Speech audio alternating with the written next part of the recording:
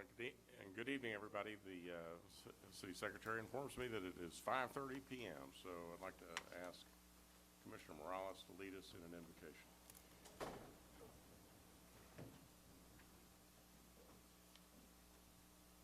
Heavenly Father, we thank you for all the blessings you have bestowed upon us, but we ask and pray for more, for good health, wisdom, fortitude, understanding, knowledge, and many, many more blessings.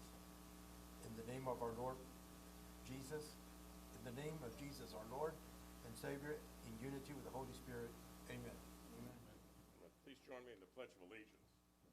I pledge allegiance of the United States of America and to the republic and one nation under God. I'd like to welcome everybody to our meeting tonight. Glad to have you here. It's time we go to citizen communication. Amanda? There we have Mr. Ruben Peña, 222 West Harrison, Suite B, item 11 and item 12, and he would like to speak in person.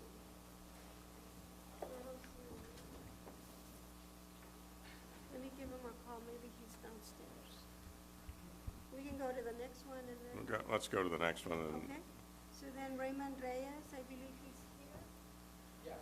Okay. 706 Tucker Drive, Policies and Protocols, speak in person. Who's to speak? Good afternoon, Commissioners. My name is Raymond Reyes, 706 Nantucket Drive here in Harlingen, Texas. My reason for being out here today is I'm on one of the boards now for the City of Harlingen for the Downtown District Court, and being on that board, I think it's a good thing since we've been here for so long, doing business here in Harlingen since '76.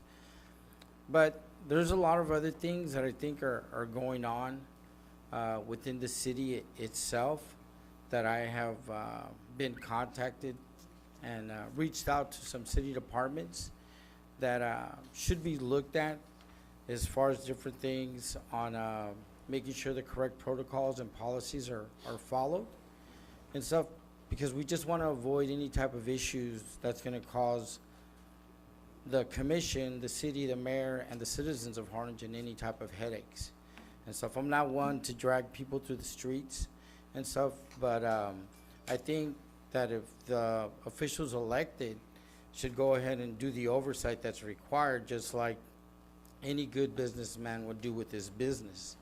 It's something that I deal with on a daily basis with corporate entities that I do stuff for, and something that I do within my business and the things I do every day on a daily basis. So I think we're doing a good job, but there's always room for improvement. What I always tell everybody that I work with. So if we just keep working towards a positive outcome, even though there's going to be hiccups in the street or bumps in the road, as they say, I think generally we'll be okay. We just got to make sure that there's correct oversight in place, in my opinion, based on my experience. And basically that's all I wanted to say. So thank you very much, gentlemen, for your time. Ladies, y'all have a good day. all right, thank you, Mr. Reyes. The next one is Mr. Robert Leckwich, 909 East Parkwood, Stag, City Manager, Conflict of Interest, and he's here to speak in person. Robert Lethwich, 909 East Parkwood. I just want to start off, we're talking about a couple things I've missed. One was that I just want to congratulate the commissioners who supported the TMRS move. I think that was a good thing. I think that's something that should be done, because here we are with a city manager who makes over $300,000 a year. Mr. Mesmer, you said that you didn't have a problem with it, but then you said you have a problem bringing our employees up to a standard of retirement that's only equal with other cities comparably sized with Harlingen. But yet we have a city manager that makes in the top 5 to 10 in salary in the state, and I just want to ask you to reconsider what you're thinking in terms of what's best for the community. The other thing is, let's talk about the what's on the agenda tonight. Sun Valley Aviation. I got accused of being supporting a monopoly back in 2007, 2008, and here we are with Sun Valley Aviation again and STEC. Now you guys are saying that, oh, we don't want monopolies, we want competition, we want to improve the service for people, we want to improve things for the community, but yet we're trying behind the scenes to bully people into supporting STEC and that monopoly. And I think that when you look at that, and you look at the Sun Valley Aviation, and Mayor, I think you should be more forefront with what's going on out there with Sun Valley Aviation. If you were to approve that contract, I understand that the FAA is going to withhold money from the city of Harlingen, because doing so, giving them the benefit of reduced lease, it's going to violate the grant assurances that the FAA currently gives us, and it's specifically for the runway extension. I'd like to see that come out. The fact is that, Commissioner Mesmer, we know you have a history of stealing from a client. You know, you over-traded an account, you churned it, you settled. I wish you would come clean on that and tell us how much you've had to All right, reimburse that client. Thank you, Mr. Leftwich. All right, we'll get to Mr. Pena on items 11 and 12 if he comes in. Okay. All right, so that's all that have signed up for citizen communication, correct? That's it. All right, thank you very much. Item 1 is the approval of the minutes of the regular meeting of June 2nd, 2021. Are there any additions or corrections to the minutes? Hearing none, is there a motion to approve the minutes? Motion. There's a motion and a second. Any other discussion? All those in favor say aye. Aye. Those opposed, like sign. Motion carries. I've been asked to remove item 2C from the consent agenda. So we'll take up the other items, 2A, B, and D as in dog through Q. Is there a motion to adopt consent agenda items 2A, B, and D through So Q? moved. Is there a second?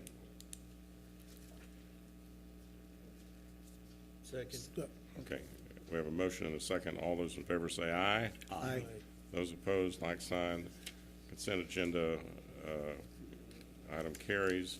So we'll go to item 2C, second and final reading to approve and adopt an ordinance amending Exhibit A of the ordinance number 2018-1 and Chapter 18 Master Fee Schedule of the Harlingen Code of Ordinances establishing new rental rates for food and vendor booths for market days.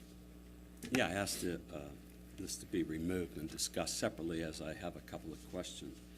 Is this dealing with the existing market days of the 501c3, or is this the competing market days that the city has been forced to put on?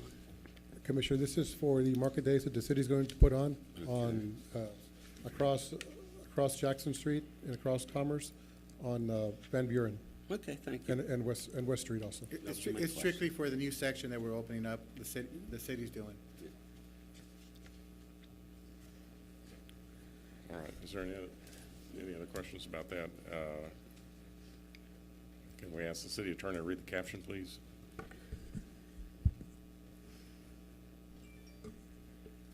An ordinance amending Exhibit A of Ordinance Number 2018-1, Master Fee Schedule of the Harlingen Code of Ordinances, establishing new rental rates for vendor and food booths for market days, providing for publication, and ordaining other matters related to the foregoing. Is there a motion to adopt the ordinance on final reading? Motion. Second. We have a motion and a second. Any discussion? All those in favor say aye. Aye. Those opposed, like sign. The motion Opposed. carries. Oh, we have one nay. Mayor, I'd like to motion to bring item 19 to the next item that we discussed. Well, I'm going to ask Commissioner that we not do that we go forward with the budget items first, and then we go into executive. That we go to the executive session items before we go to 19. While But that's the reason I want to bring it up now, and I'd like to see if I can get a second and approve it. well, to do that. it's not an item. It's not an item on the agenda. You can't It's item 19. you can't move to second it. And I'm the chair, and I control the meeting and the agenda. This is the agenda. But So Mayor, we're gonna go to, we we're have gonna go to brought things- item. We have brought things to the front in the essence of time. And I think that's a very important issue, and to put it at the end of the agenda, I'm disappointed with, and I'd like to bring it to the forefront of the agenda. Well, as I said, it's not the next item on the agenda, and there's no, you can't move to rearrange the agenda. So But I'm we've gonna done go, that in the past. I'm gonna go to item 3, which is a public hearing to solicit comments from the public for or against the adoption of the City of Harlingen's annual budget for fiscal year 2022. Good evening, Mayor, City Commissioners. Public hearing is required to hear comments for or against the city's proposed budget for fiscal year 2022. This gives the citizens an opportunity to voice their comments on the proposed budget. The proposed budget was filed with the city secretary as required by law. In addition, the electronic version has been posted on the city's website as required. You can open it up for public hearing. Okay, this is a public hearing. Is there anyone who would like to speak for or against the adoption of the City of Harlingen's annual budget? All right, Mr. Leftwich, please come to the podium. Okay, Mayor, Commissioners, we've got something on the agenda tonight that's going to affect, I think, possibly the budget. So I don't know that the budget is ready to go. The fact is that our city attorney and his law firm has been making, $500,000 to $1 million a year on the taxpayers' expense. And I think that I haven't seen the budget adjusted for the reduction in his fees. And I'd like to see that, what the amount is, what the total amount was with all the budget amendments that we've seen throughout the last budgets, so that we know what the new budget is, because you're fixing to set a tax rate tonight, and if I'm correct, a $500,000 reduction in the budget could affect whether you raise taxes or you don't.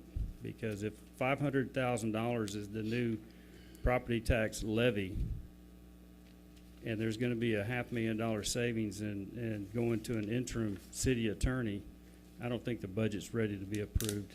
Thank you. All right, is anyone else like to speak for or against the proposed budget? Good afternoon. In continuing on that vein, first, I'm very thankful to this commission for allowing for the 9 holes that are adjacent to the freeway to be fully opened again. But during the course of July, in particular, late June, there were certainly a lot of figures bandied about. And as Commissioner Perez and others pointed out, just because a certain amount is budgeted, not the entire amount may necessarily need to be expended. And so I'm a golfer, and I think it's a good learning sport. But one of the things that y'all have been able to do is, even though this is a poorest county in the nation, we're able to play this particular sport. And so if we don't expend all that money that's been budgeted to bring the extra 4 holes or 5 that were closed to par, let's say, that's savings. And so we're not trying to spend all your money is frankly what I'm trying to say. Thank you. All right, is there anyone else who would like to speak for or against the adoption of the City of Harlingen's annual budget? Is there anyone? Hearing no one, I'll close the public hearing. Go to item 4, which is consideration of possible action to approve an ordinance on first reading, adopting the City of Harlingen's budget for fiscal year 2022 by record vote. Okay, I'll quickly, hello, Mayor and City Commissioners, I'll quickly go through the manager's proposed annual budget. We briefly outlined it in some PowerPoints. Our estimated fund balance beginning of the year at 9/30/2021 is estimated at $23,449,185. Our proposed revenues are at $49,778,844, and our proposed expenditures total $51,637,665 for a revenues under expenditures of $1.9 million, bringing our estimated fund balance at the end of 9/30/2022 to $21,593,664, which equates to about 153 days of operations. Some of our budget goals for fiscal year 2022 is to maintain streets. We've allotted 2.5 million budgeted for street maintenance. Also a purchase of a street sweeper, provide for the construction of speed humps where they're necessary. Drainage improvements. We also are funding city drainage improvements, leveraging grants. Enhancing public safety through the purchase of some data recovery servers at police operations, upgrade to QAPNAS servers, and purchase of equipment for fire department. We also want to maintain our current public service levels. We want to improve citywide level of public service delivery, provide restrooms in our downtown area, and provide lighting at the Centennial Park, and also to fund salary and benefit increases.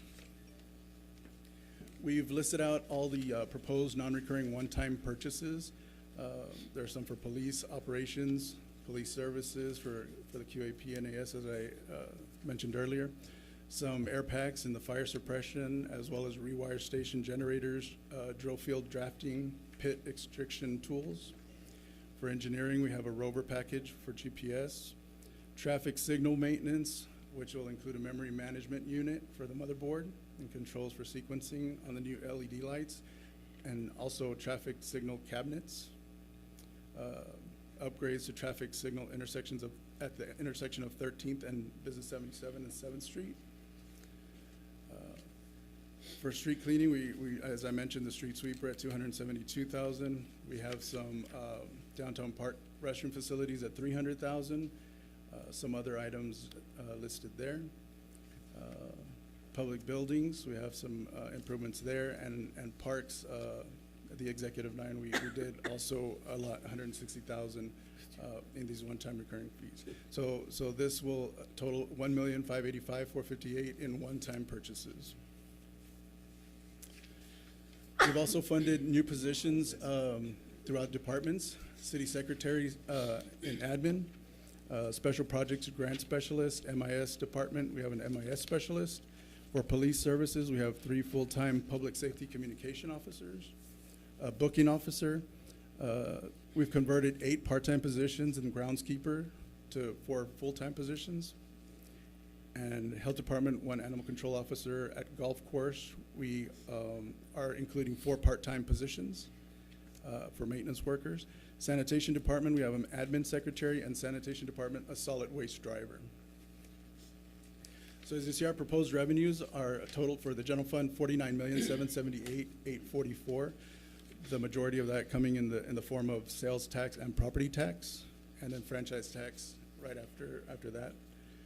So sales tax is at $20 million, property tax at $19 million, and franchise fees at $3 million. Then you have other revenues totaling $49,778,844. Our revenues compared to prior year, we had $48,662,000 in the prior year. In the current year, $49,778,844. So we have increases in property tax, sales tax. Our proposed expenditures total $51,637,665. The majority of that, 69%, is at personnel services at $35,762,000, and then services and charges at $9,480,000. Our personnel services are broken down. 41% is at police, $14 million, fire, $10 million, and all of the departments, $11 million, for a total of $35,762,000. That's a breakout of all the departments. Our expenditure budget comparison to prior year, we had $48,662,000 in the prior year and $51,637,000 in the current year, which is an increase of $2.9 million. These are all of our special revenue funds. They're all other funds that are not general fund or enterprise funds. So we have beginning fund balance of $7,764,000 with proposed revenues of $24,215,600 and proposed expenditures of $23,562,282 for revenues over expenditures of $653,318, ending our fund balances for special revenues at $8.4 million.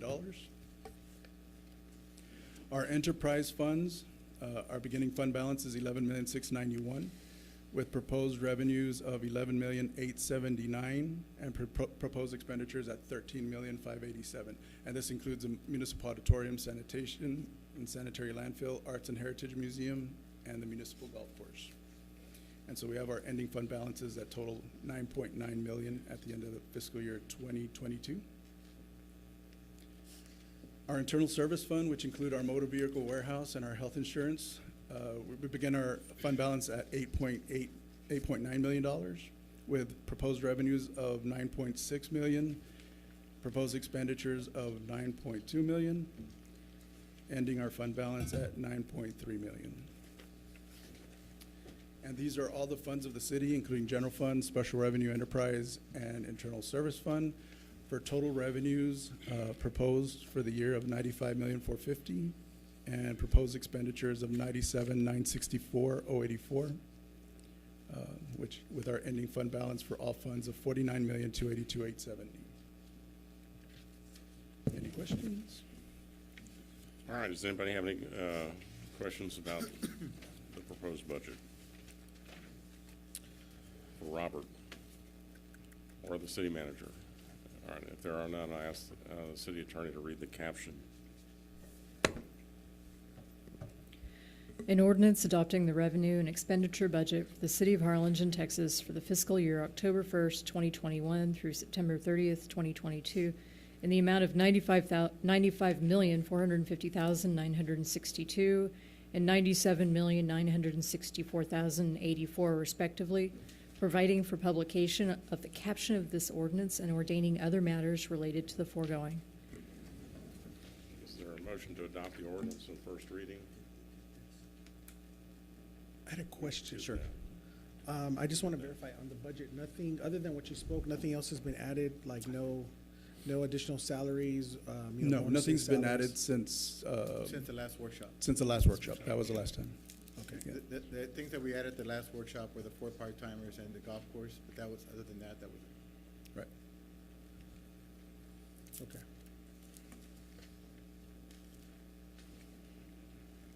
And that was in the presentation that I made at the last meeting. Mhm. Okay. Is there a motion to adopt the ordinance? So moved. Is there a second? Second. Is there a discussion? All those in favor say aye. It Aye. should be by, it should be by oppose. record vote. Record vote. I oppose. Just a real quick question. Sure. I'm sorry, I just picked it up right now. On the new positions, sanitation, is that public works? Is that? Sanitation, that's an enterprise fund. Yes, sir. and That's that not funded by position- general fund. So that position is, are we gonna fill that, or is that gonna be filled, or has it been filled already? No, that's for next fiscal year, beginning October For 1st. 2022. Okay, and then on the page 5, I know we had discussed this, but I never got a clear understanding on $300,000 for, how many restrooms is that? Oh, it's a restroom facility. We need to calculate how many men's and how many So it's just one? It's one building. And then, so when it says here on page 11, we have, Public Works is in third as far as the funding and support. What is support? Can you refresh my memory? What does support mean? Because they're fourth in. What page? Commissioner? Support would 11? be anything other than, it would be like finance, the grants, executive, HR. They're the smaller, Okay, yeah, these are expensive. The smaller departments. the smaller departments. They're just aggregated. Those are considered support services departments. Aye. Aye. Aye. Aye. All right. Motion carries. The ordinance is adopted on first reading. Item 5 is a public hearing to solicit comments for or against the proposed tax rate for fiscal year 2022. The taxing unit is required to hold a public hearing to adopt a tax rate that exceeds the NONI revenue rate, tax rate. The tax rate being proposed is .619849 per $100 valuation. This tax rate has been factored into the proposed fiscal year 2022 budget as presented to the City Commission. Our NONI revenue tax rate is .612828 per $100 valuation. Our voter approval tax rate, which is the highest rate that we can go without going first to an election, is .628713 per $100 valuation. And our current rate is .619849 per $100 valuation, and we're proposing to stay at that same rate for 2022. All right, is there anyone that would like to speak for or against the proposed tax rate? Mr. Leftwich. Yes, I just wanted to say that, you know, we heard that it's going to have the same rate, but we all know that when the appraisal district gets done with the citizens, you know, people are going to go. And you guys are, you know, I've heard Mayor, Mr. Mesmer, y'all are saying, well, it's the appraisal district. Well, guess what? Who spends the money? It's not the appraisal district. It's you guys. So y'all need to, you know, for no new tax rate, which we're not doing because you've got additional tax levy revenue, and I think it's $500, Robert. You can correct me if I'm wrong. $500,000 from last year? From last year to this year? Yeah, new revenue. So the fact of the matter is, while he's looking that up, I just wanted to go ahead and say, I appreciate some of the commission addressing some of the skyrocketing costs that I've been advocating against. I know there's some more costs that can come out of the budget. I know that you guys are doing an audit, and I look forward to participating and watching the results of that. So I look forward to next year. Hopefully we could say to the citizens after 14 years or 16 years or however long you've been in office, Mayor, for real, we can say that there is not going to be a tax increase, because if you go with the truth in taxation that's currently adopted by the state legislators, we've had a tax rate increase for the last 16 years, regardless of what y'all have been saying that we haven't had a tax increase in 14 years, because adjusting the rate one way or the other is not the taxes. The taxes are what goes up. The taxes are the levy. And for the last at least 10 or 12, 14 years, every year we've added to the tax levy, and that constitutes a tax increase, as we're going to hear when you read the caption. Thank you. All right, does anyone like to speak for or against the tax rate? All right, hearing none, I'll close the public hearing and go to item 6, which is the consideration of possible action to approve an ordinance on first reading adopting the tax rate 2021 ad valorem tax rate for maintenance and operations, together with the interest and sinking rate for fiscal year 2022 by a record vote. Thank you, Mayor. Chapter 26 of the Texas Government Code requires the City Commission to vote to adopt the city's tax rate to be a record vote. The proposed maintenance and operation rate for the tax year of 2021 is .512839 per $100 valuation, together with the interest and sinking rate of .107010 per $100 valuation, with a proposed total tax rate of .619849 per $100 valuation. A legal requirement has been met, and the adoption of the rate is recommended. The proposed tax rate is greater than the no new revenue tax rate. This means the City of Harlingen is proposed to increase property tax rates for 2021 tax year. All right. Does anybody have any questions for Robert? If not, I'll ask the city attorney to read the caption, please. An ordinance of the City of Harlingen, Texas, levying ad valorem taxes for use in support of the municipal government of the city for the fiscal year beginning October 1st, 2021, and terminating September 30th, 2022, providing for apportioning each levy for specific purposes, providing when taxes shall become due and when same shall become delinquent if not paid, providing for publication and an effective date, and ordaining other matters related to the foregoing.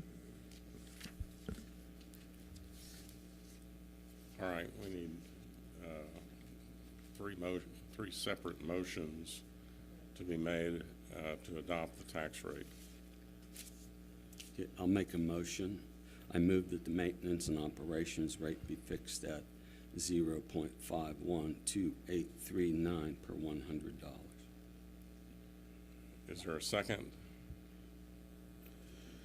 Second, I move that the interest and sinking tax rate be fixed at 0.107010 per $100. It should be the point 0.512839.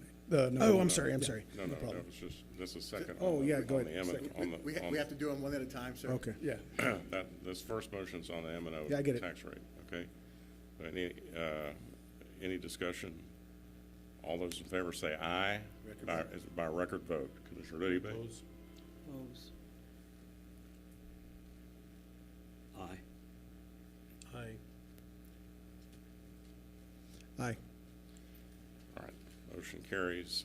Item 2, or rather, there's a motion on, we need a motion on the INS rate. Yeah, on item number 2, I move that the interest and sinking tax rate be fixed at 0.107010 per $100. Okay. Is there a second? Second. All right, we have a motion and a second. Is there any discussion? All those in favor say aye by a record vote. Oppose. 4. Aye. All right, motion carries. And we need a third motion. I move that the property tax rate be increased by the adoption rate of a tax rate of 0.619849 per $100, which is effectively a 1.146% increase in the tax rate. Okay. Is there a second? Second. Is there any discussion? All right, we need a record vote. Commissioner Uribe? Opposed? Oppose. 4. Aye. All right, motion carries. The second and final vote will take place on the proposed tax rate on Wednesday, September 22nd, at the regular City Commission meeting at 5:30 p.m., Town Hall, City Hall, 118 East Tyler in Harlingen. Thank you. Anything else on that, Robert? No, that's it, sir. Very good. All right, item 7 is executive session regarding the following items. A, pursuant to Texas Government Code Section 551.087, to discuss or deliberate regarding commercial or financial information that the City of Harlingen has received from a business prospect that the governmental body seeks to have locate, stay, or expand, enter near the city, and with which the city is conducting economic development negotiations related to Project Tyler and Project Tiger. The next items are B,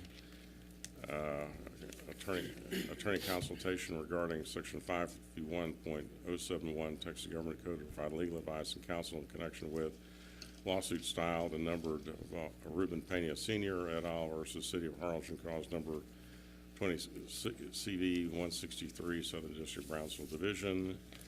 And C, J.C. Garza versus City of Harlingen Police Chief Kester, number AAA, number 01-18-3-1283. And D, regarding Robert Leftwich versus the City of Harlingen, cause number 2019 DCL 05420, 103rd Judicial District Court, and on appeal in the 13th Court of Appeals. And E, lawsuit styled numbered Sun Valley Aviation versus City of Harlingen, cause number 2021-DCL-02730, 404th Judicial District Court, Cameron County, Texas. And F, consideration and action, if any, pursuant to Section 551.074 Texas Government Code, to deliberate an appointment, evaluation, duties, dismissal, or removal of a public officer or employee, specifically City Attorney Ricardo J. Navarro, and name clearing hearing. Is there a Mayor, motion to go into would executive you session? make a note, please, that I'm going to invoke my statutory rights to have item F heard in open session. All right. So item F will be heard in open session. In open session, I have that right under the statute. A through E, on A through E, Closed session, that's fine. This one pertaining to my removal as city attorney, as an officer under the charter, I get to have that heard in open session. all right. Is there a motion to go into executive session then on A through E? I make a motion to consider something out of its scheduled order. Hmm? I make a motion to consider something out of its scheduled order. That's not an action item on the agenda. Well, I can't move, I want to move something out of order. In other words, I want to, instead of talking about this, I want to bring something else up.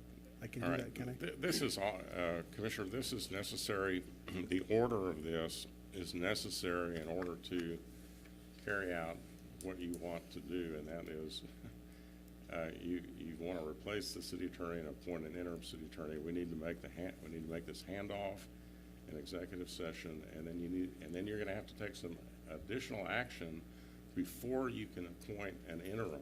No, I agree with you. That's why that's on. No, I agree with, I understand that part, and I understand that, but I just, So I didn't understand.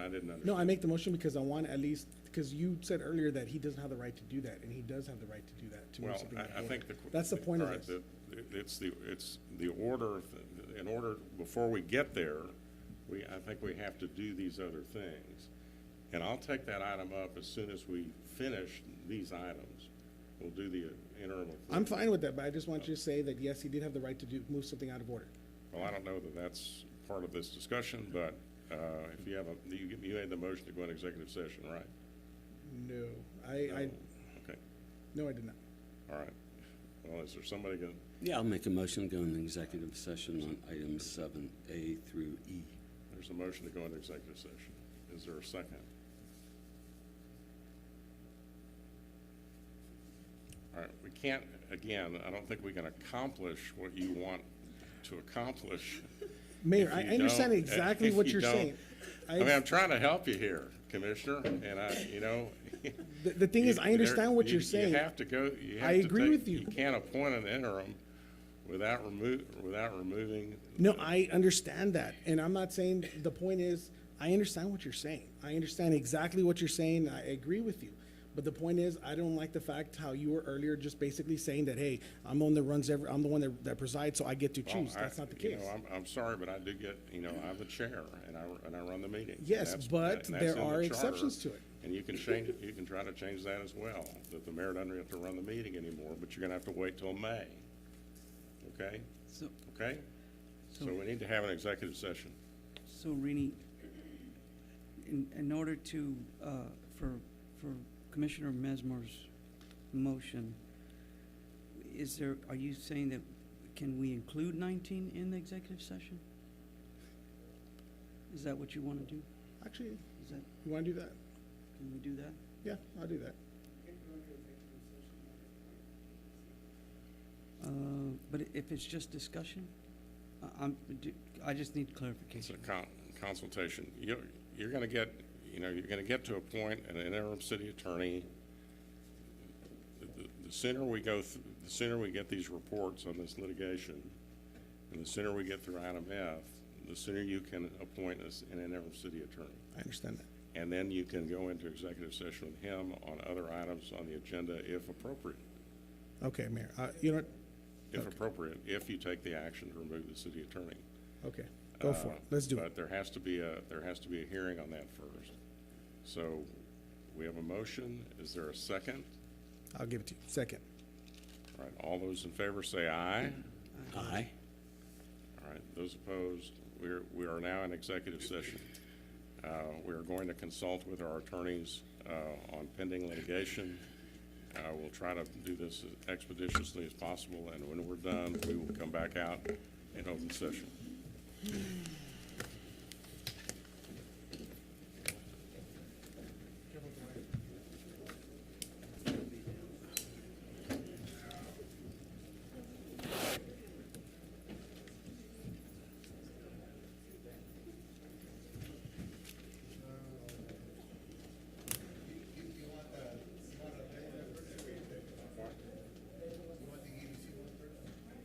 Yeah, if we're gonna take that up for us, it's good.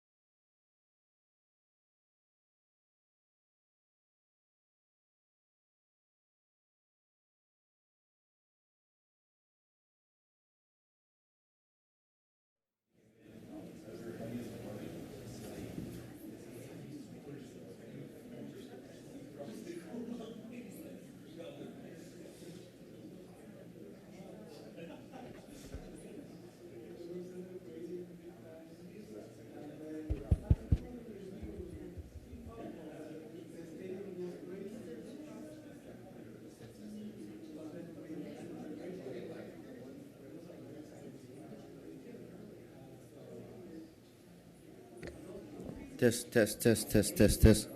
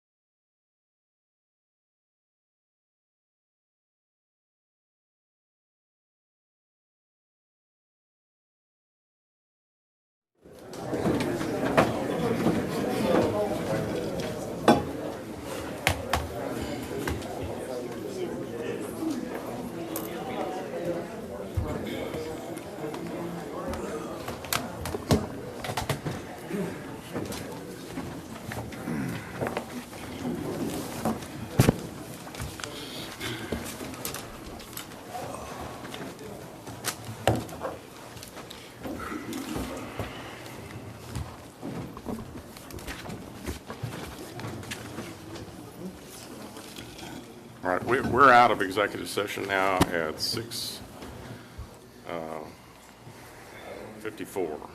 Mayor, I'd like to ask that you allow some public comment on this item, since it was considered under executive session before.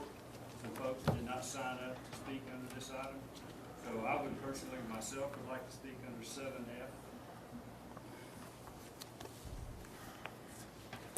Well, you didn't sign up for it, Well, and it's not you didn't sign up for it, and it's not a public hearing. Legal opinion on that? I'm gonna go to 7F, consideration and action, if any, pursuant to section 551.074 Texas Government Code to deliberate the appointment, evaluation, duties, dismissal, or removal of a public officer or employee.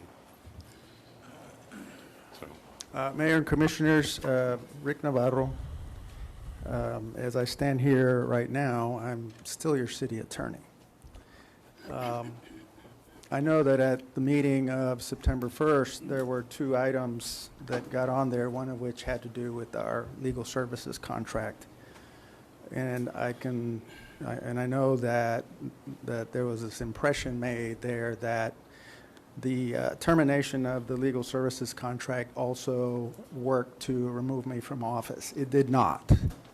Okay. I think that one of the things that it's kind of sometimes not real clear, when we agreed to become the legal department for the city of Harlingen, when Rick Bilby retired,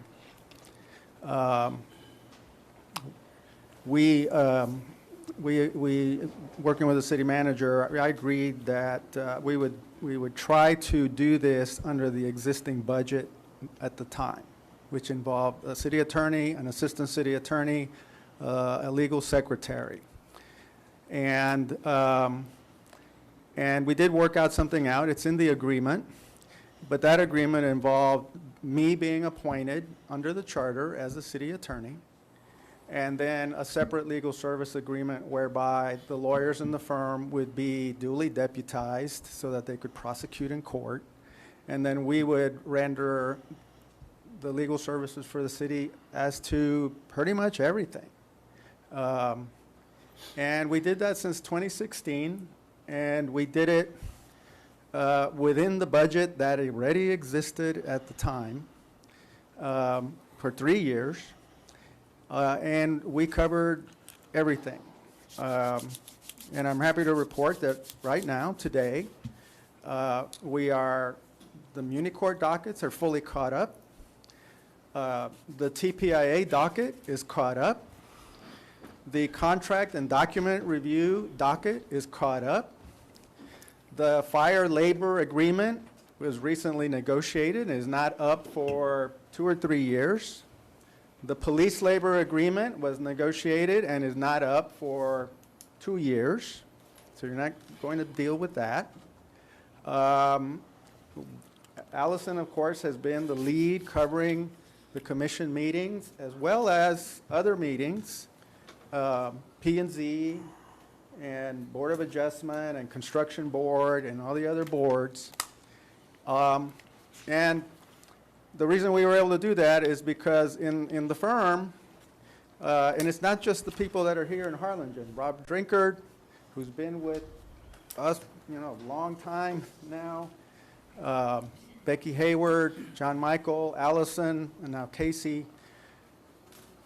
We only do municipal work. We only do local government work. So when this agreement was done, we were the attorneys on the ground. We live here. I own my house here. I own my building here. I've been living here for 22 years now. Okay, and that's why we did it. I don't do this anywhere else. I don't do this anywhere else. I do it here because I live here. And I'm able to do it here. But in addition to that, we have access to the expertise of my partners who are in Austin and San Antonio and now Houston, who do a lot of general counsel work. So if we don't happen to know something here, we know where to go get it. We don't need to be fumbling around doing research and looking for things. We have the expertise in the firm, and that's what we've done. The last couple of years, the only thing that has happened, which was a bit of a risk when we started this, and we dodged the bullets on it for 3 years, but then we got hit with some lawsuits that were not covered by the risk pool. And that forced us to defend those, and the cost of those basically busted the budget. It's not general counsel work, it's lawsuits. And so that happened to us last year, and that happened to us again this year. And so, that's what that's about. I had already talked to Dan last year saying, I don't feel it's fair that we bear the risk of non-covered litigation because we don't control it. I can control the general counsel stuff, more or less. I can't control non-covered litigation. I can't control when TML decides they're not going to cover the case. And, we need to do something else about it. So when you all put those agenda items on late Friday, on the legal services, and I saw the video. I wasn't able to attend. I was in the Mayo Clinic getting surgery for a mild cancer condition, and I was recovering for 5 days after that. I was stuck in Minnesota for 9 days. Okay? That's why I wasn't here. He asked my permission to tell you that. I gave him permission to tell you that. So when I did watch the meeting afterwards, and I think I was a little surprised to see the concern raised that some of our work related to fairly controversial litigation was that we were not acting in the best interest of the city. And I asked for this item in open session as a name-clearing hearing to tell you that I have never, ever, ever been accused of that. And to be accused of that here, where I've lived for 20 years, really, it's wrong. It's wrong. All right? I've been practicing law 35 years. I'm a graduate of UT Law. I clerked for Reynaldo Garza in Brownsville. I clerked for Filemon Vela in Brownsville. I was taught by the best. We are all the lawyers here, we are all guided by the rules of professional conduct, and we study those, and we abide by those.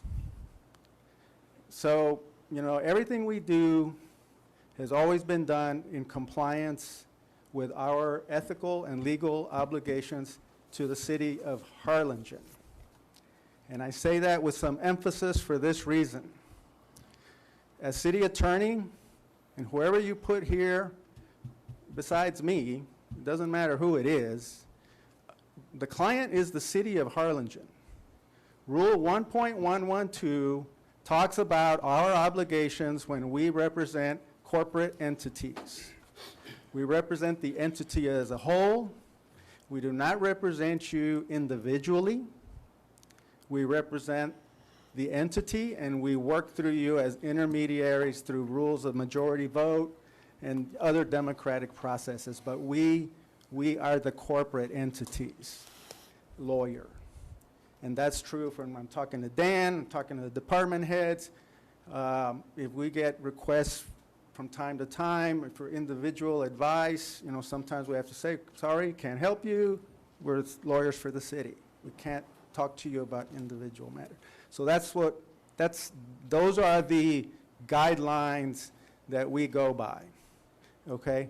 So what that means is a lot of times we really can't tell you what you want to hear. We have to tell you what you need to hear. And it's not popular. And any lawyer that does municipal law knows how difficult that is, because obviously we develop rapport and relationship with you individually. And In fact, I thought we were doing just fine. I've had discussions with each of you individually on just different things about the city. You know, what about this? Can you tell me about that? We've always been happy to oblige on those things involving city business, okay? So, I just, you know, this is a trust that we hold in this position. I've always known that we never hold it forever. I've always known that someday, you know, it needs to be passed on. But I want to assure you that the entire time that we've been the city attorneys for the city of Harlingen, and I speak for everybody here, and I speak for my partners, you know, we have done our dead level best to give you the best legal advice that you can get, even when we know that it's not always welcome. And we've tried to do that in a way that's professional and to explain, you know, why it is that we have to do that. So I asked the mayor to put this item on, and I asked him to include the removal because you only got part of it right on the first. You gave us the 30-day notice under the legal service agreement to terminate the contract. That part got done right. And so Dan, and within the next day, he sent me a letter formally advising City Commission has issued 30-day notice, your contract ends. And that's when I said, well, what up, you know, we need to do the other part. The other part is you need to remove me. And you can do that one of two ways. I mean, you can just remove me. I've given you the language to do it. You know, or you put somebody else in place, and the implication is that I'm removed because you've now put somebody else in place. I'm not sure how you're going to deal with the requirements of the charter and the statute as they currently exist, which requires that the city attorney be a resident of the city. Okay, I don't know what to tell you about. I mean, all I can do is tell you that's what it says. All right, so. You know, Dan has been asking me, how do we do, I don't know, you know. I'm just here to tell you what I would like to see here. And I think it's been, you know, I've been thinking about it a lot, but I think it was something of a blessing, you know. I really believe in the Holy Spirit. And I think that what I realized watching the meeting, where I could see the discussion without me present, I realized that y'all want to go in a different direction, as you said, Commissioner, and I don't think I can follow you down that road and be true to our principles of how we think this should work. So you are definitely entitled to get somebody else. What I would like to do is simply do this in a professional way, do a handoff.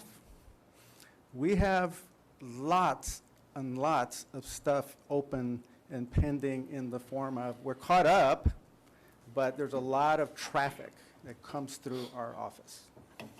And it won't take very long for those dockets to get backed up.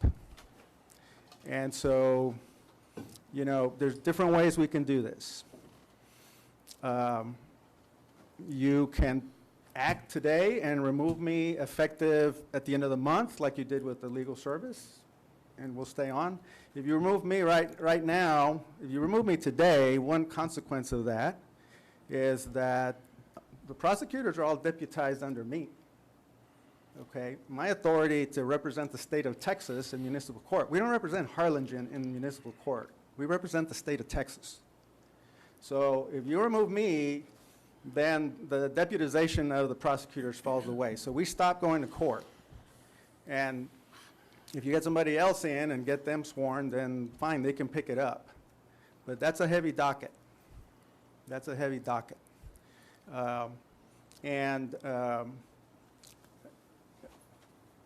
I'll work with the city to do a transition, okay? Because I really would hate to see things fall through the cracks. Now, we're fortunate in that the litigation stuff matters, which is basically what I've just briefed you on closed session, is pretty much done, okay? I think that we're this close to resolving the Peña lawsuit. We just won the Leftwich lawsuit. The 13th Court issued an opinion affirming that the way the tax ordinances were done 2 years ago was correct. It's a highly technical decision, a little boring to read, except for those of us that keep up with it, but I'm happy to send it to you. The J.C. Garza is an arbitration case, which is almost completed. We explained that to you. And it just leaves the Sun Valley, and frankly, we're in pretty good shape. So I just want to say, I don't want you or the public, especially the public, and especially my colleagues in the law, to think that we mishandled something here. We didn't mishandle anything. We made a recommendation. You didn't agree with it. You get to not agree with it. That is your prerogative. That doesn't mean that we haven't acted in the best interest of the city. Okay? That's really what I want to make clear. So I'm ready to step out, step back, step away, but I'd like to do it in an orderly fashion. And I think that's not going to be that hard, because everything is under control, really. Everything is under control. The Sun Valley matter, once Drinkard files his reply brief, that's packaged, it's sitting in the Court of Appeals. Ain't much going to happen with that for a while. That's the Court of Appeals, that's not us. But other than that, it's the day-to-day work of the city that needs to get done. So you tell me what you need from me, and I will cooperate with you to make that happen. But I do need to step away at this point. So just, tell me how you want to do that. You want to end it tonight? You want to line it up with the end of the month, or what is it you want? I'd like to be done by the end of the month at the latest. I see you have an item for appointment of an interim or a city attorney. By the way, I don't believe there's ever anything as an interim. You either are or you aren't. You either are the city attorney or you're not. So they may not be there very long, but they're the city attorney. But I'll do it however you want. But, and then we'll continue to do what we do, which is we'll continue to be lawyers. If you care to call on us later on, or you want us to continue to handle certain things, we will. And we'll do it on the same terms that we have been.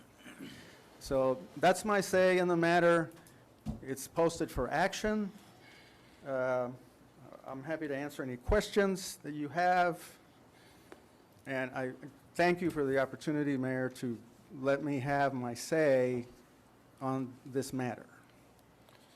All right. Public comment? Thank you. You did not sign up for this item. It wasn't a public item. So I'm going to ask if anybody's got any questions for Rick. All right. Do you want to take any action on this item? Yes. Yes. All right. Well, Go ahead. no, go ahead, you go.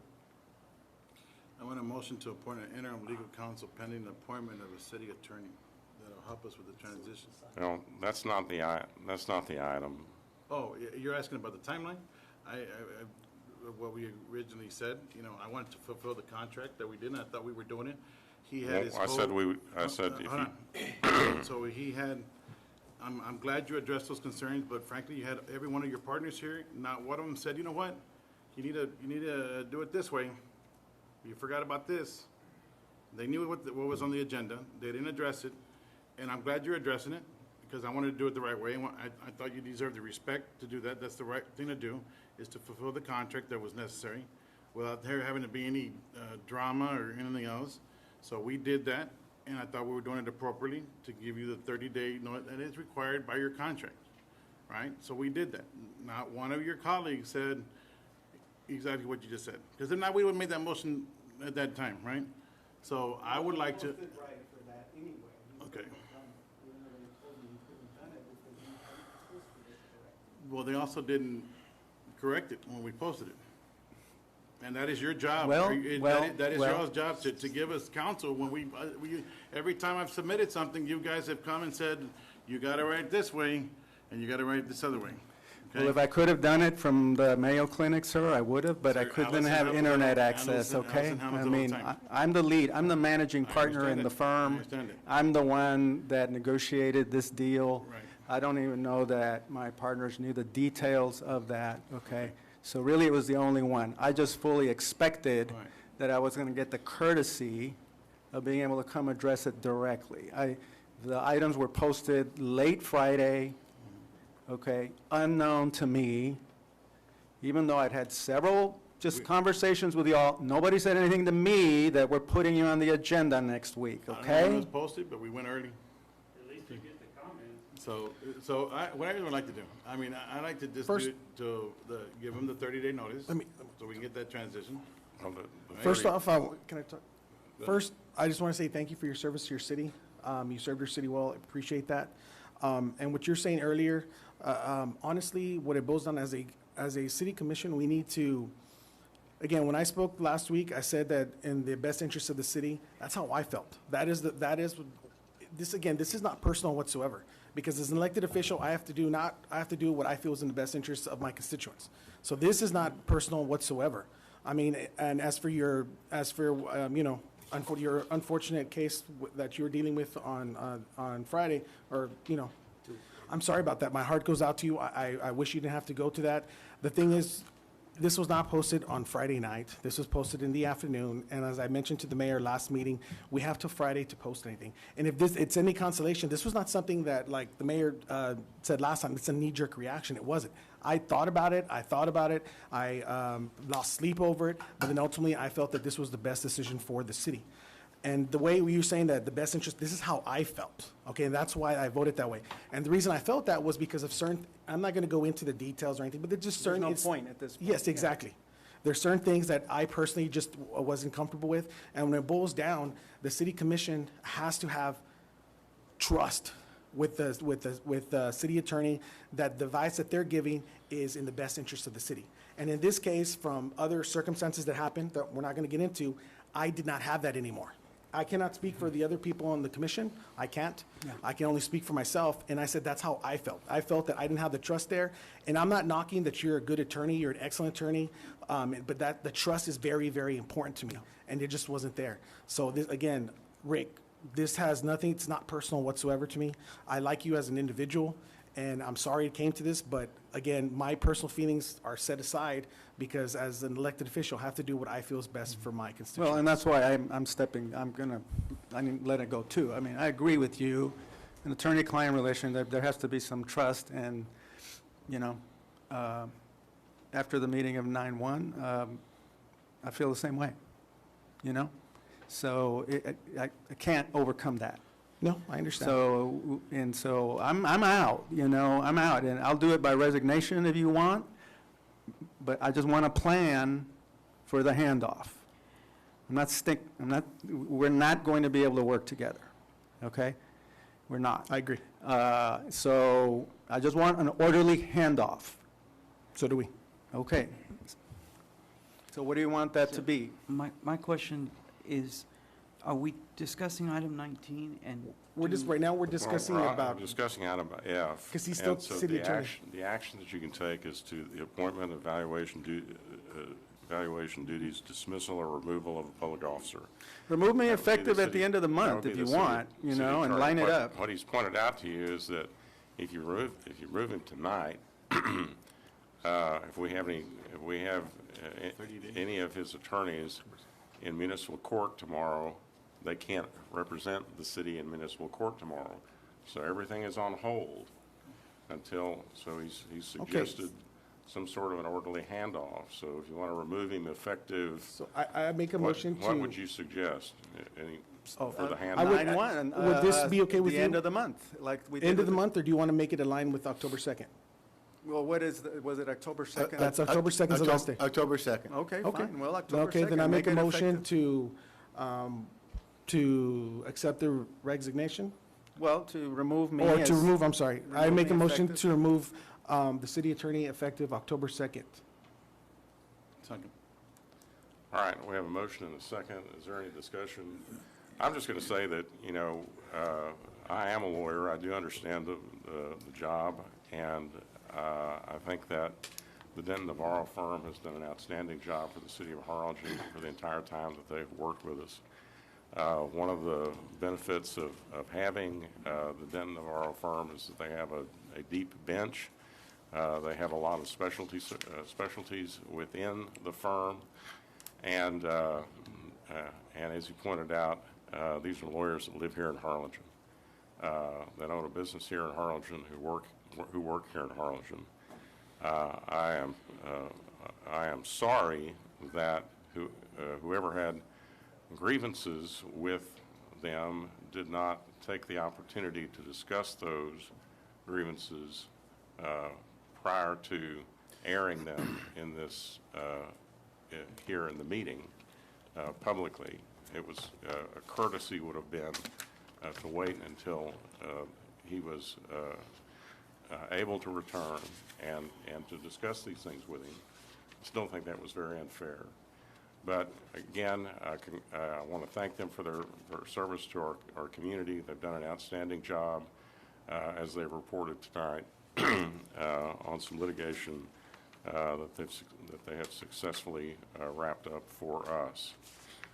All right, so with that, is there all those, any other discussion? Yeah. I'd like to say something that's okay, to that point, to the mayor's point.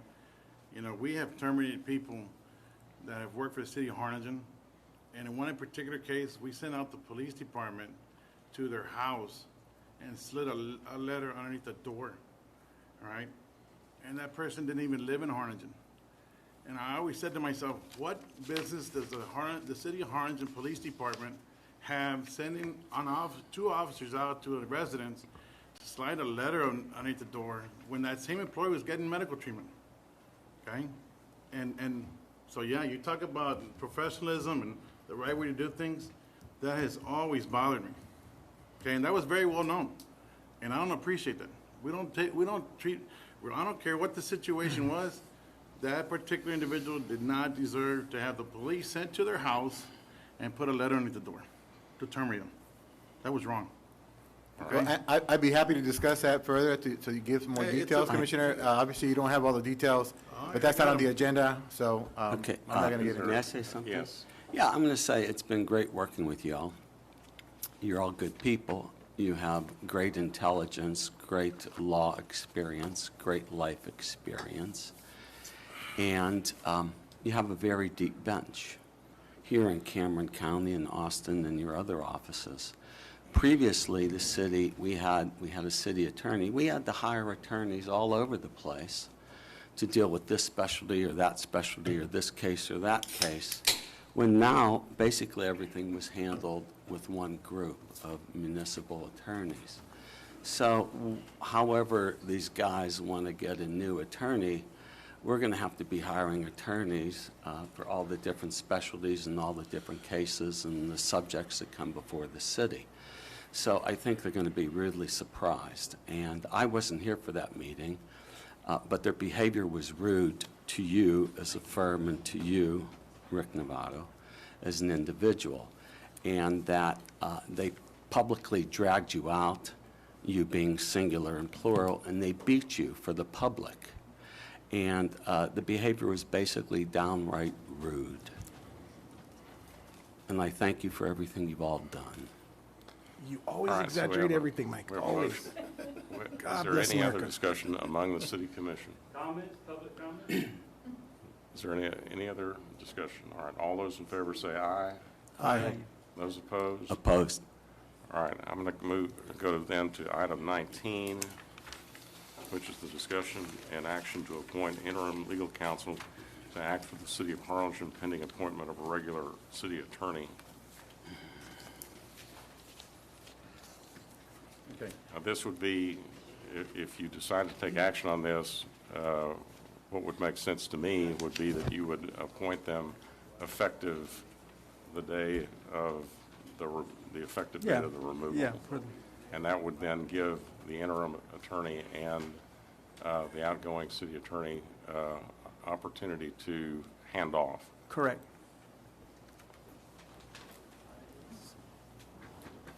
Do we need to go into executive session for this? No. Would you like to go into executive session? You can make that motion. Oh, I thought we were gonna go There's into. no candidate in the agenda, so I don't know.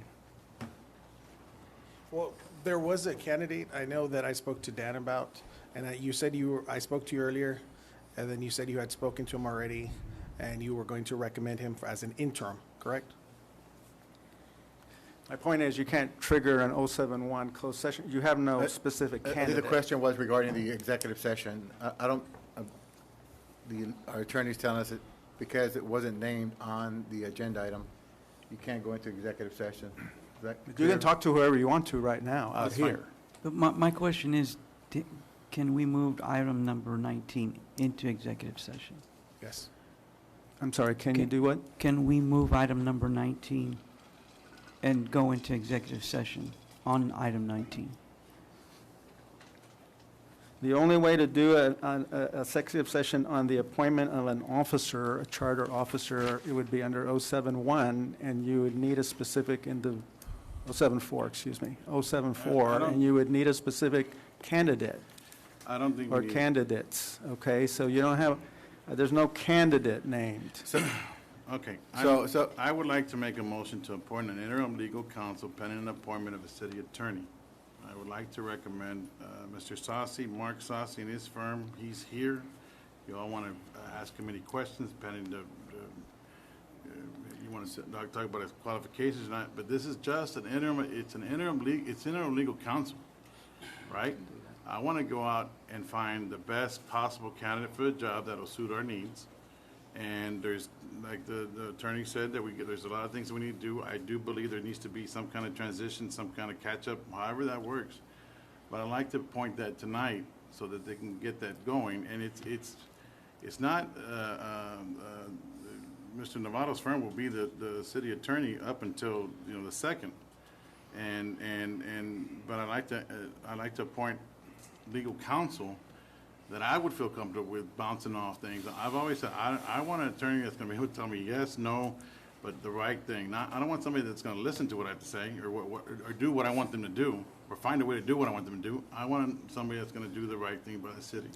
So I think I've talked to him. He's a good candidate. He's here. I'd like to indulge him. We're in public. Ask him any question you want, his qualifications and what that firm does.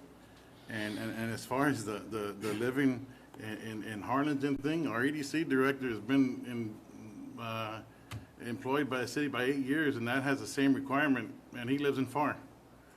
Okay, so I don't like that, the hypocrisy of, we're gonna do things for this candidate and this position, but we're gonna make sure we stick it over here, or bring it up when only it's convenient. Okay, we've had that happen several times. Well, no, The man's here, if you all wanna talk to him. So- But that's who I'm recommending to appoint right now. I don't think we need an RFP to do that. Okay, hang, Wait. can you hang on just a second? We have there was that, I believe that was a motion to Yes, sir. appoint Mark Saucy as city Interim attorney legal counsel. on an interim basis, effective October the 2nd, 3rd, The second, that's the second, that's fine. October the 2nd, right? Was there a second to that? So, I want to hear what Dan's going to say. thank you, Commissioner. So Commissioner Perez did mention Mr. Saucy. I did get an opportunity to sit down and talk to Mr. Mark Saucy at, what was it, Wednesday, Mark? It was yesterday. Yeah, me too. But, so I got a chance to sit down and talk to him for a period of time. He has the credentials, he has the experience, very comfortable in recommending, but as required by charter, city manager has to recommend the city attorney and the auditor for the city council. So as required by charter, I am very comfortable, after talking to Mr. Saucy, in recommending Mark Saucy as the interim, on the interim basis, as our city attorney, while we go through a process. And I will tell you what that process looks like for me. The process would be to hire an in-house city attorney and allow that city attorney to hire a deputy attorney and a paralegal to have, once again, an in-house legal department that the city council and I have full access to all the time. But in the interim basis, while that takes place, because that's going to take some time, and in that period of time, we do have a lot going on in our community that we need legal support with. So in the interim, I do recommend, again, after having talked to Mr. Saucy, I do recommend Mark Saucy as our interim city attorney until such time as we find a permanent city attorney. All right. And that is my recommendation. Okay, is there, the motion still stands, is there a second? Second. All right, would you all like, well, I'm gonna call for discussion, but I was just gonna ask now to recognize Mr. Saucy and Mr. Troiani. If you'd like to come up here and address the commission, please do. I'm very honored to be here before all of you, Mayor, members of the commission. Mayor, I know I've handled some legal matters with you over the years, so I'm certainly familiar with you. I don't know that I know the other members of the commission very well. I did have the opportunity to meet with your city manager and speak a little bit simply about who we are and what we do. My partner, Anthony Trani, and I, we have a firm. We represent governmental entities, and that basically is our area of concentration of the firm. I was city attorney for Brownsville for 15 years. Considerable experience with the economic development corporations for both cities. The firm has recently served as city attorney for the city of Mercedes. I do civil service law, collective bargaining. I'm the civil service attorney for the city of Mission. And basically for the past 30 years, in one form or another, I've been involved in governmental representation. It was actually my pleasure about 20 years ago, 15 years ago, I forget how long time flies, to represent the city of Harlingen in a case called the city, Alana Lane versus City of Harlingen, which we tried for 2 weeks in federal court in Houston. So I've worked with Brendan Hall, represented most of the cities, including the city of Harlingen, on various legal matters through Texas Municipal League. But governmental entities, basically that's what we do.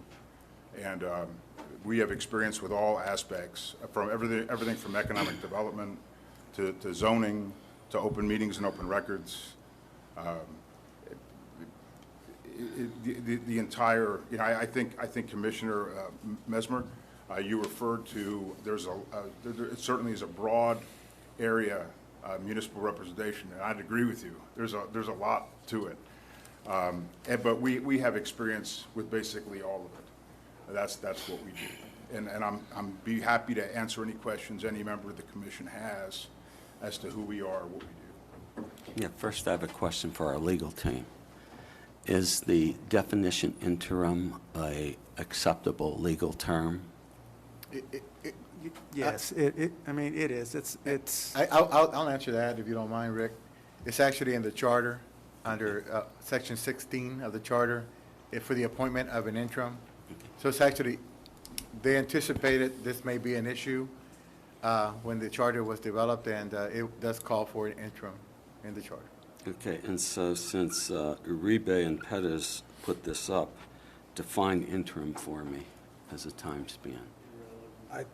Time scheme? I can't give you a time scheme. I mean, are we talking 30 days or 30 What I'm years? talking is the amount of time it takes to get the best attorney that we can get for the city of Harlingen. That's the time frame. So we're advertising, and we are looking, and however long that takes, Commissioner, and the timeline is difficult to say. like Commissioner Pettis said, we're looking for the right attorney Okay, and- with the right amount of experience that will help. And us where are out. we advertising? Magazines, TML, and Efren here? Come here, Efren, you can answer that question better than I can. Currently, we're advertising in TML, Indeed.com, and our website, and we're getting ready to send it also to the local bar association to get them. And by advertising in TML, the Texas City Attorneys Association, they're connected there also, so they should be there also. So, we're advertising as early this week. So, so right now we have one application we received, following need to get a bunch more. So we're not just looking for an attorney, we're looking for an attorney with municipal experience. Right. That can do all the things that have been talked about. Okay. And then on number 19, it doesn't say what's the pay. Well, we are going to have to sit down, and I'm going to have to get a kind of an agreement with Mark. Our governmental rate is $200 an hour, so. $20? Okay, so we would hire he and his law firm on an hourly rate? It will be an hourly rate, sir. Okay, and so it's $200 an hour, sir. And does that include you and this gentleman here? He gets $200 an hour? Or I is it think 200? he's worth more than $200 an hour. Okay, But yes, but yes. in all seriousness, but are we paying a sum total of $200 an hour for attorney representation?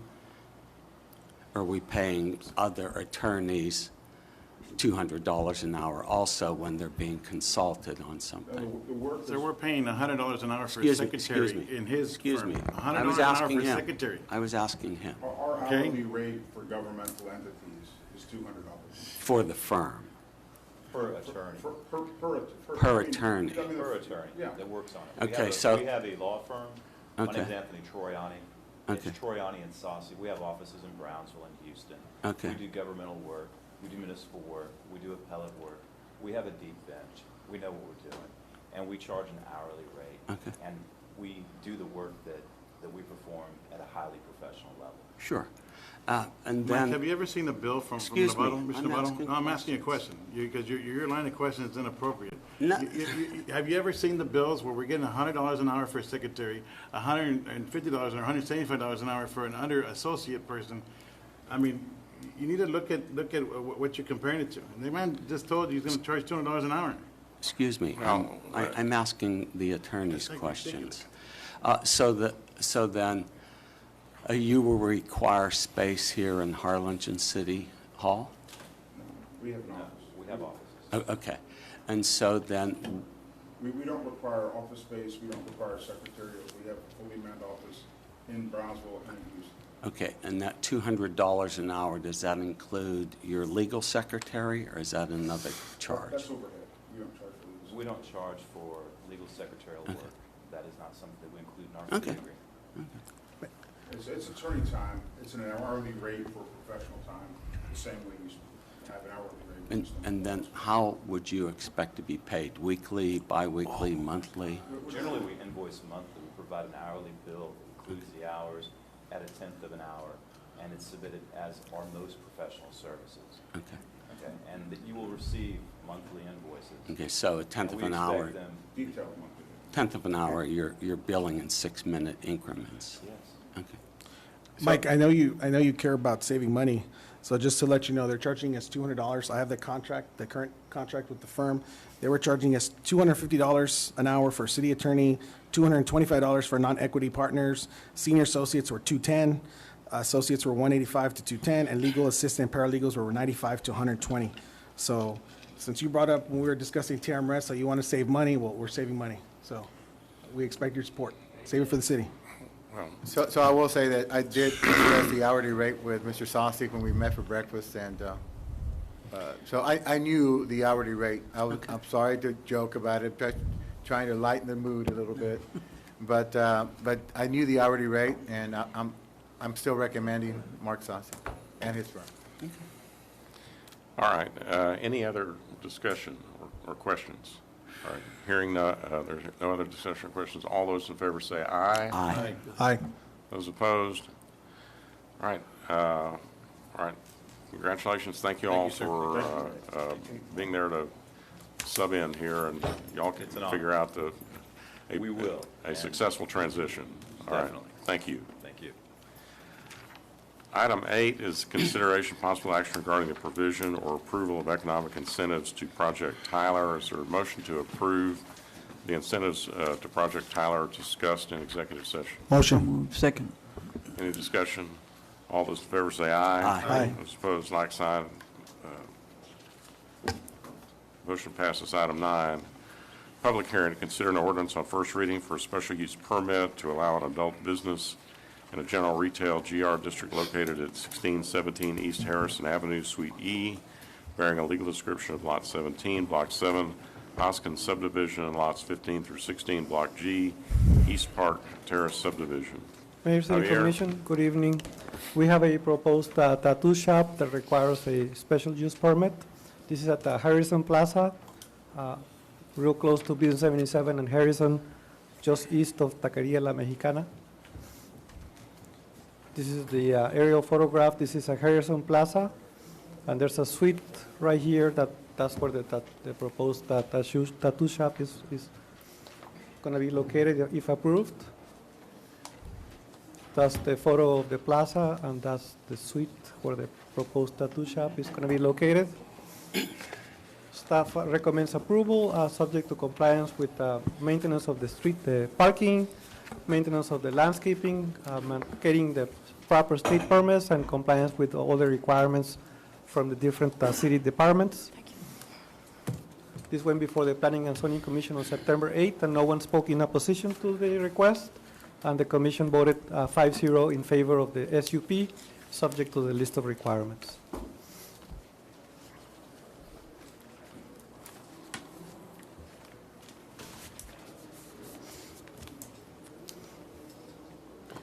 Okay, I'll open the public, this is a public hearing, item A. Public hearing, is anyone like to speak for or against this SUP? Commissioner, or Robert Leftwich. Mayor, I just wanted to remind you, I've heard some comments from you earlier in the meeting about you running the meeting. And in all fairness to this public hearing, I wanted to point out that we have been hearing about the city charter as well. The city charter stipulates that the meetings be run by the Robert's Rules of Order, and you are not authorized to deviate from those Robert's Rules of Orders. And had our legal counsel been worth their weight, they would have advised you that you were violating this. This is a comment. This is a comment this is not based on a comment public on hearing, for Mayor. or This is a against public the hearing. SUP. And So I want, you are in out all of order. fairness, You're out of order. You I can want sit in all down. fairness to You're you out to of order. You comply can with sit Robert's down. Rules of Orders throughout the entire meeting. You're out of order, and you If the can sit commission down wants to do because you're something, not- or you're the not public wants to entitled. do something, you need to comply I'll with the ask city I'll charter. ask the bailiff to remove you. The bailiff? Are we in court? I'm going to ask the police officer to remove you Well, if you don't sit down. Mayor, you need to differentiate All right, where is you're there at. anyone You're like- not in court. Is there anyone else who'd like to speak for or against this SUP? Hearing none, I'm going to close the public hearing and go to item B, which is consideration of possible action to approve an ordinance on first reading for a special use permit to allow an adult business in a general retail district located at 1617 East Harrison Avenue, Suite E, bearing a legal description of Lot 17, Block 7, Hoskins subdivision, and lots 15 through 16, Block G, East Park Terrace subdivision. Ask the city attorney to read the caption, please. An ordinance amending the Code of Ordinances of the City of Harlingen to issue a special use permit to Gabriel Vargas to allow an adult business tattoo studio in a general retail district located at 1617 East Harrison, Suite E, bearing a legal description of Lot 17, Block 7, Hoskins subdivision, and lots 15 through 16, Block G, East Park Terrace subdivision, and dealing with related matters. Is there a motion to adopt the ordinance? Motion to approve. Second. Any discussion? All those in favor say aye. Aye. Those opposed, like sign. The motion carries. Item 10 is a public hearing to consider an ordinance on first reading to amend the City of Harlingen Comprehensive Plan, One Vision, One Harlingen Thoroughfare Plan by adding an extension of November Lane east of Cook Lane. Yes, Mayor. Mayor, we have a proposed thoroughfare plan amendment, and this is on Cook Road, south of Mayfield. This is in our ETJ, 1.5 miles south of the city limits. And this is to allow, this will help allow a proposed residential subdivision down there. And the proposal is to extend November Lane this way and this way and this way, like I said, to allow this proposed residential subdivision. This is the aerial photo, so the proposal is to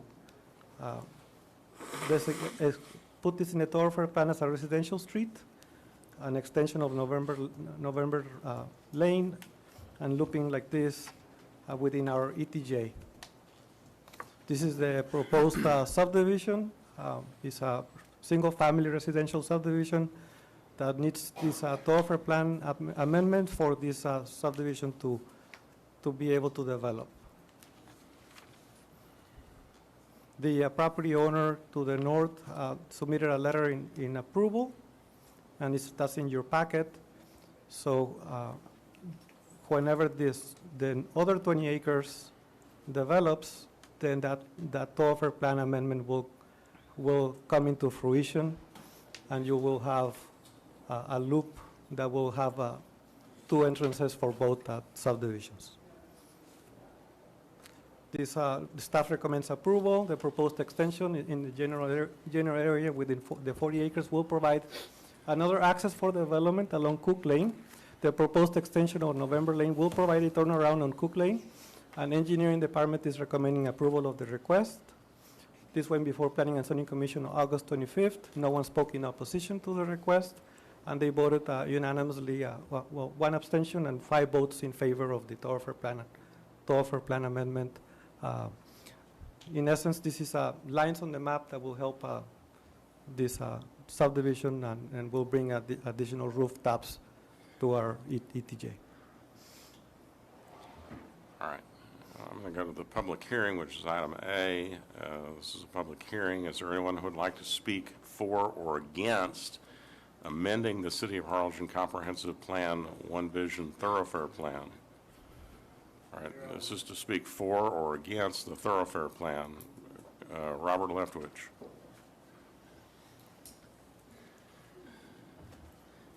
Mayor, I just wanted to say that I'm against adjusting this thoroughfare plan, because the fact is that you're changing the comprehensive plan, One Vision, One Harlingen ordinance.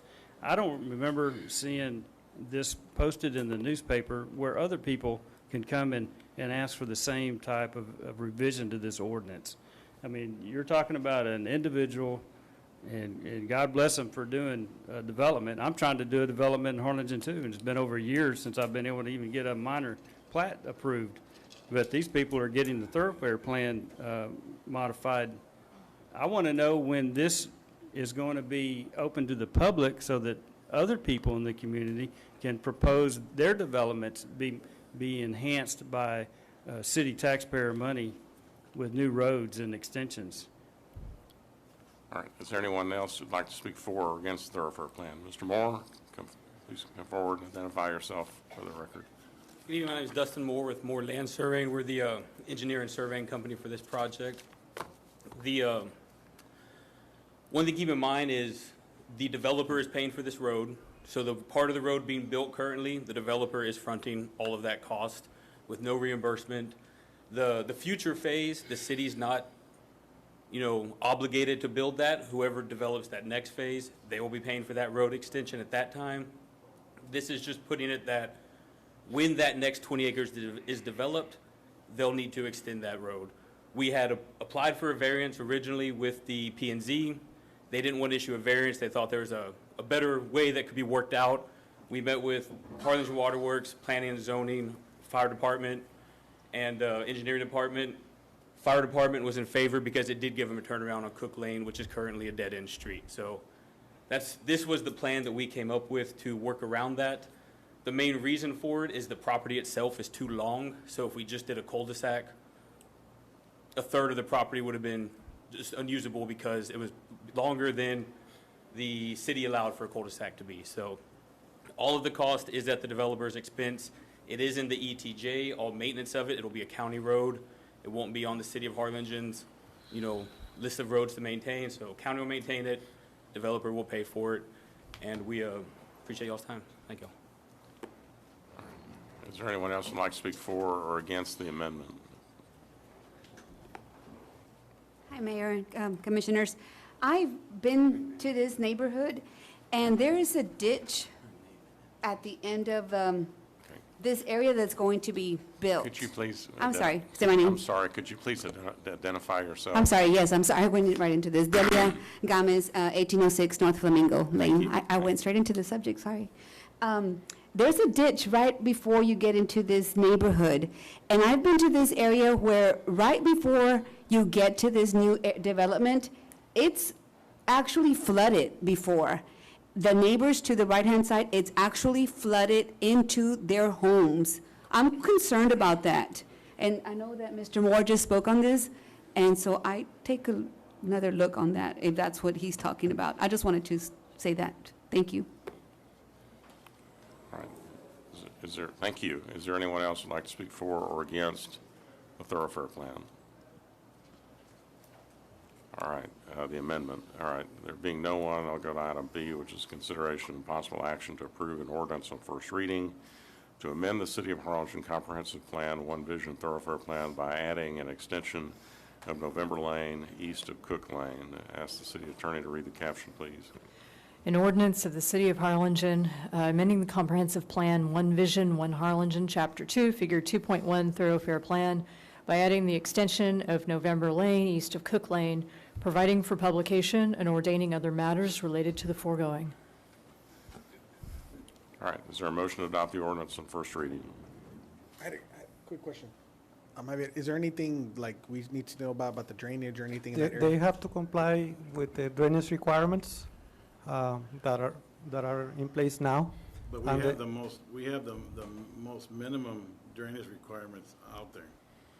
And so to the young lady's point, that area is going to flood. I think we need to get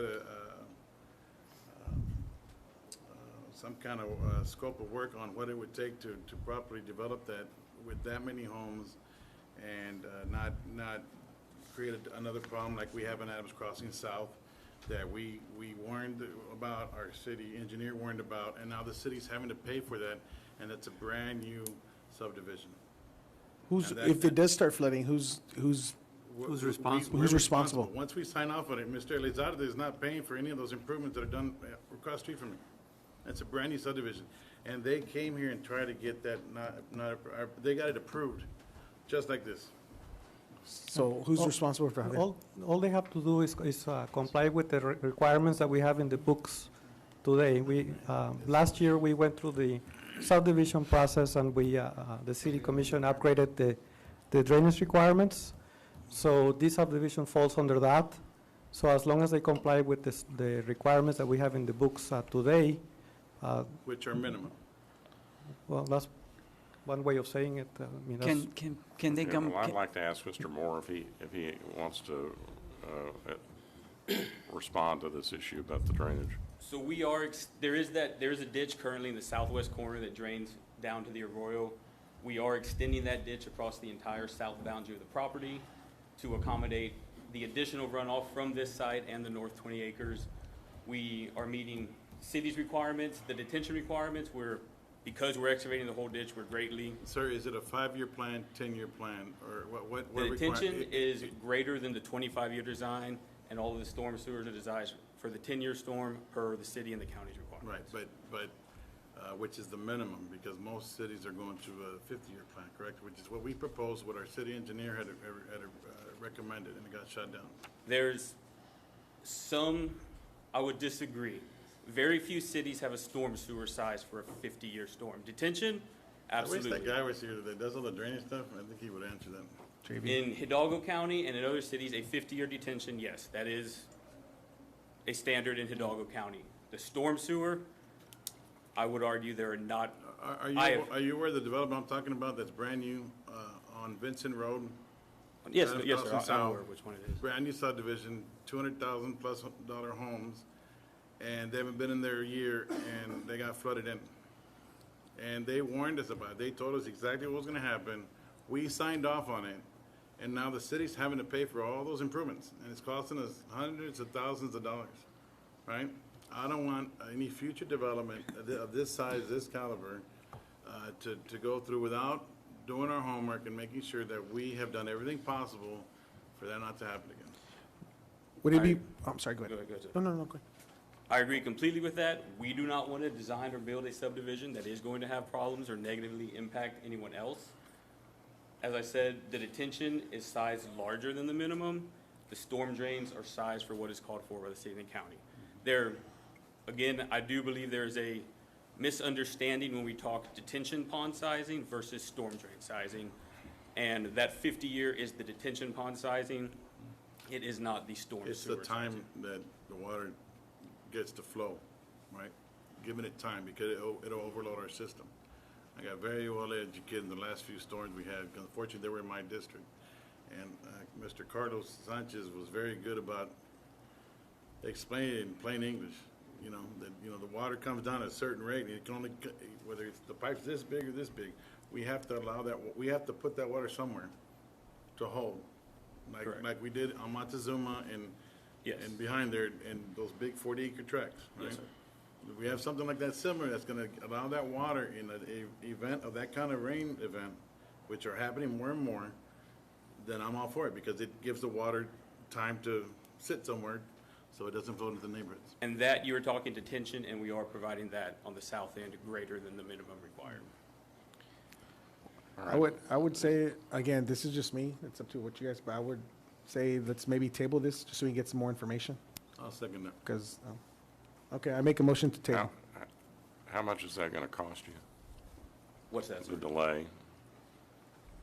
The thoroughfare map amendment, after this, then the plat comes through. So this has no bearing on the approval or denial of the plat. These are two, we need this to do the plat, but you can do this and still deny the plat. That's not going to affect that. Why In would- addition, Well, I mean, so you talking know, about the, I wish that question would have been asked of the people in Adams Crossing South, how much it was gonna cost them out of their pocket in their homes when their homes got flooded. I wish that question would have been asked, and it wasn't. I understand that it will might second cost your- you. I will second your motion.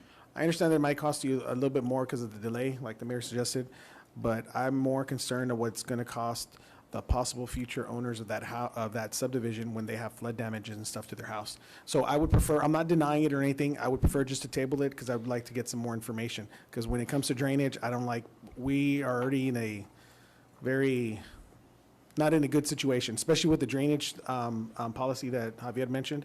And that's something that I would like to change, because I think this minimum standards, Harlingen's better than that. But this aspect doesn't, it doesn't address the drainage. That comes at a different, and that so comes at a different time. in regards to having to fix Adams Crossing, this is not in the city, this is in the county. Right. So anything that would have to be done, it would be Cameron County versus the city. Additionally, if this doesn't get approved, you'll never see the plat come. So if this doesn't happen, subdivision's off.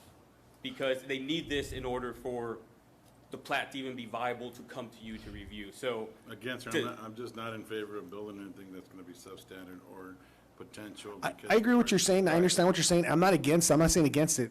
All I want is just a little bit more of information. We can put it on the next agenda. I agree. And if I get the information, then boom, you got, I'm not telling you no. All I'm just saying is I would just want a little bit more information, and that's it. That's all I'm asking. I'm not saying that, no, you're not gonna get, no. That's not what I'm saying. Go ahead and make your motion. I make a motion to table for more info. Second. All right, we have a motion to table, a motion and a second. All those in favor say aye. Aye. Those opposed, like sign. Opposed. All right, motion carries. Item 11, public hearing to consider an ordinance on first reading to amend the City of Harlingen Code of Ordinances, Chapter 111, Article 10, sign regulations, modifying references to political signs and removing all references to on-premise and off-premise signs that are content-based and convert to form-based regulations.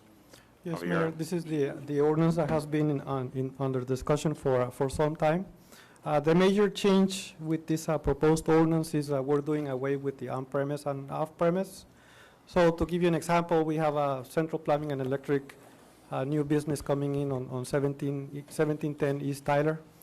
So with this building, based on the length of the building, they get a sign allotment for the business.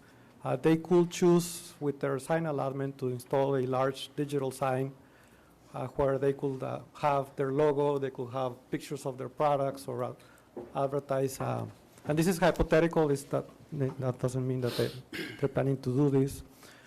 But also they could potentially advertise other businesses in this digital sign if they go that route. So this ordinance will allow that. There's no more on-premise, off-premise in the whole ordinance. It has we're doing away with the distance requirements to other. We're also going to billboards, and so right now we have distance requirements along the same side of the street. We're removing that, and we're going with a radius, which is more restrictive for new billboards. And based on the size, you have the radius. So to give you an example, right now today, if Lamar Advertising comes in for a permit for a large billboard at the corner of Dilworth and the Expressway and this property here, under the existing ordinance, they will be eligible to get a new billboard because they will meet the distance requirements along the same side of the expressway. In this proposed new ordinance, they will not be able to get a permit because we're going by the radius, and there's an existing billboard on the other side of the expressway. So as far as billboards, this is more restrictive than what we have in the books today, which will limit any new billboards coming into the city. We have regulations regarding political signs that if it's 36 square feet or larger, that you have to get a permit.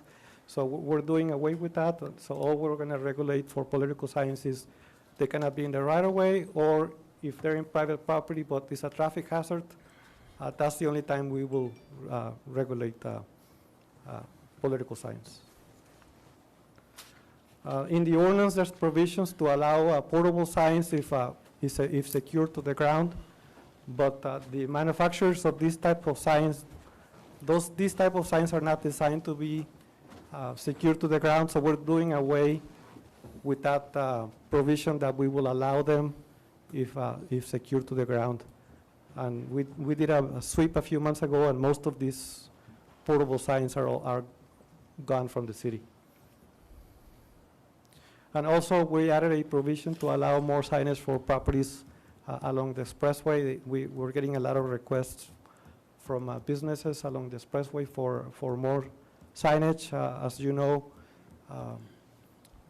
you have high speeds along the expressway, so businesses need to have big signs so that you can see the business from far away and exit in the right ramp to access the business. So we're proposing to add square footages to properties within 600 feet of the expressway to give them more signage if they want to. This went before the Planning and Zoning Commission on September 8th, and they approved it with a 5-0 vote.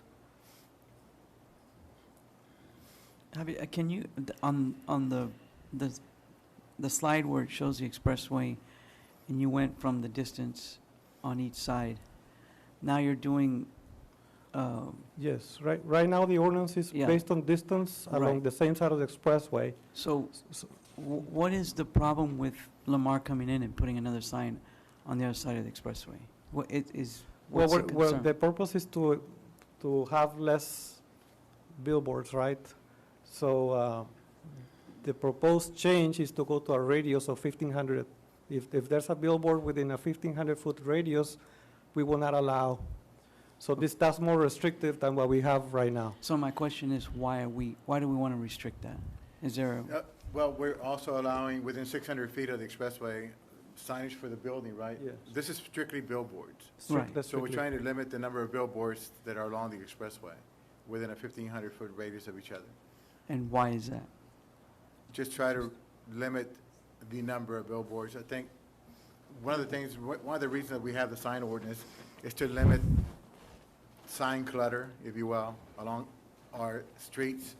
And I think that would be the same along the expressway, even though we're giving them more, right now, the sign ordinance allows them to have 3 square feet, right? 3 square feet per frontage of building frontage, right? And now, within 600 feet of the expressway, you can have on your building up to 6 square feet per building frontage, and any frontage that fronts a street. So they're going to be allowed to have a much larger sign within 600 feet of the expressway. This is strictly for billboards.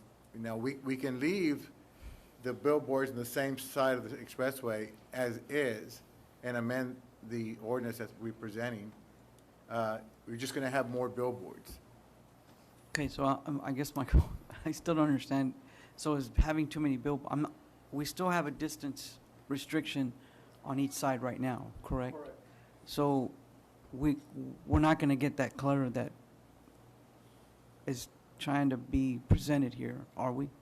Because you still have the one where it says whatever scratch kitchen, I can't read that. Cheddar. So right now, if Lamar whoever wanted to come in and put another billboard, they can do it. There's still a distance restriction between those two. So where would the clutter be in? And again, I'm just trying to figure out what's wrong with the couple. I can see we don't want too many signs. Yeah, and I think what we were doing, we were aiming towards, like Tyler and Harrison, those billboards along Tyler and Harrison. And so we just made an ordinance that was all-inclusive of the areas. Now, if you want to allow them on the same side of the expressway, I would ask that we specify along the expressway only.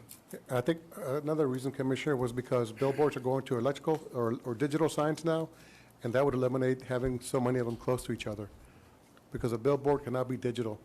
And so the P&Z also felt that might eliminate a lot of the glare, especially at night if you're driving through there. So that's another reason why they chose to do that. But we can leave it so it's just, instead of a radius, you can just have the lateral distance. Yeah, the way it is We now. can leave it the way it is, but I would ask that it be limited only to the expressway so that we keep the 1,500-foot radius along Tyler and Harrison and some of the other streets. So that right there is the expressway, or is that? That's the expressway. Yes. That's the expressway. Okay. You know, Frank, I don't know what year you were born, but in the, 66, President Johnson's wife, Lady Bird, I don't know her real name, I just know her as Lady Bird. She had a national fit over signs, billboards, advertising, and I remember all the magazine articles. So she was the one that implemented getting rid of signs and billboards and putting in restrictions. And I get that, but we already have restrictions. I don't understand why we're adding more to, I think, an already good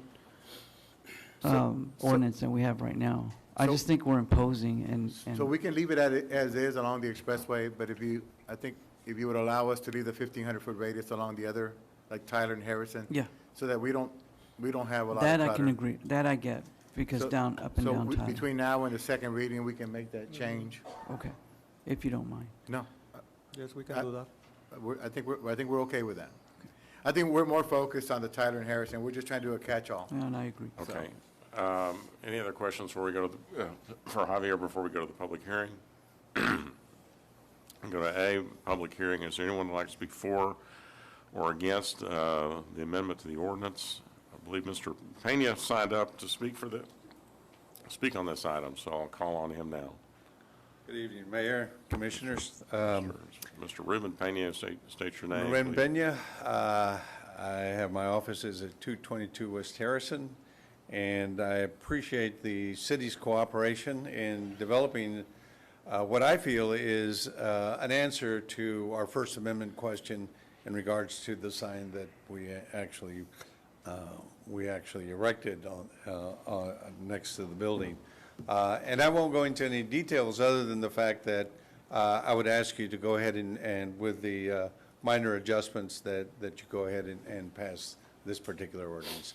And because of the time limitations, I will yield the rest of my time. Thank you, Mayor. All right, thank you. Gentlemen. Thank you, Mr. Pena.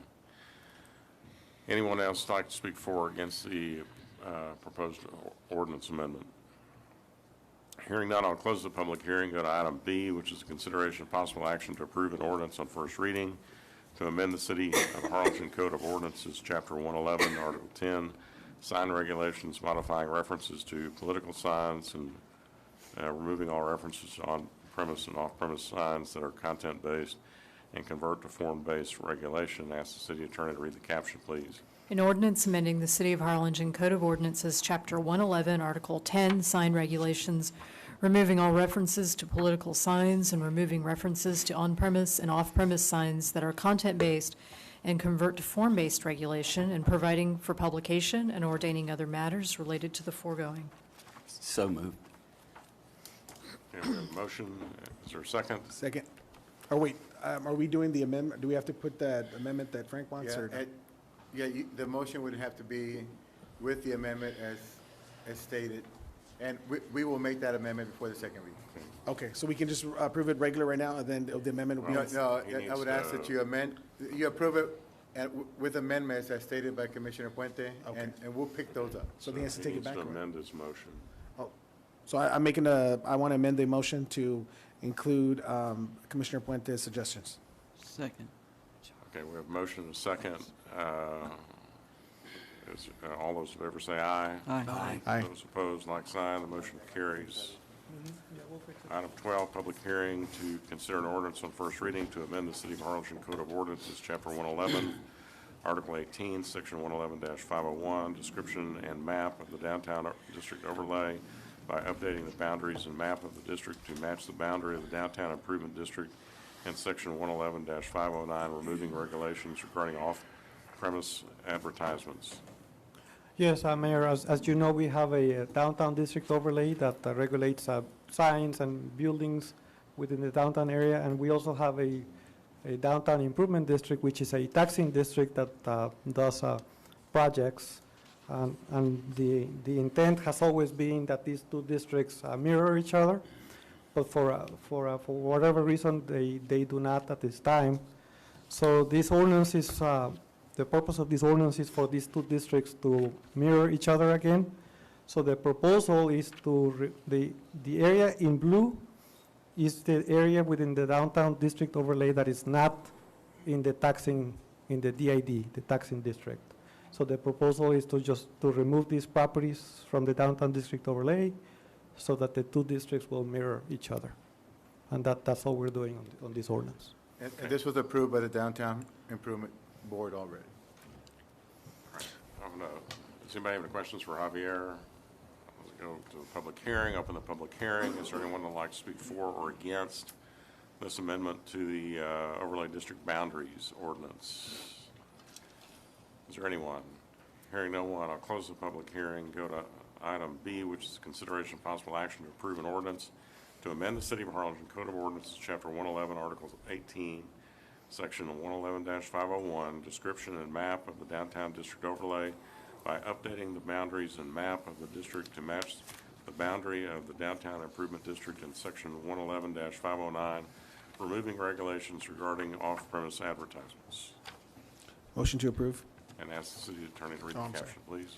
An ordinance amending the City of Harlingen Code of Ordinances, Chapter 111, Article 18, Section 111-501, description and map of the downtown district overlay by updating the boundaries and map of the district to match with the boundary of the downtown improvement district, and Section 111-509, removing regulations regarding off-premise advertisements, providing for publication and ordaining other matters related to the foregoing. Is there a motion to adopt the ordinance? Motion. Second. All right, we have a motion and a second. Any other discussion? All those in favor say aye. Aye. Those opposed, like sign. The motion carries. Item 13, consideration and possible action to approve an AIA agreement with GMS Inc. for architectural services for the design and project management of the Lansing Hill Destination Park, Phase 2, and authorize the city manager to execute the agreement. Javier? Yes, sir. Good evening, Mayor, City Commission. Tonight, we are requesting consideration to approve a contract with GMS to conduct the services, the architectural services for the design and project management for the Lonsey Hill Destination Park Phase 2. So the contract amount will be $199,000, and the construction amount is 3.9 million. Say 3.9. Yeah, $3,945,012.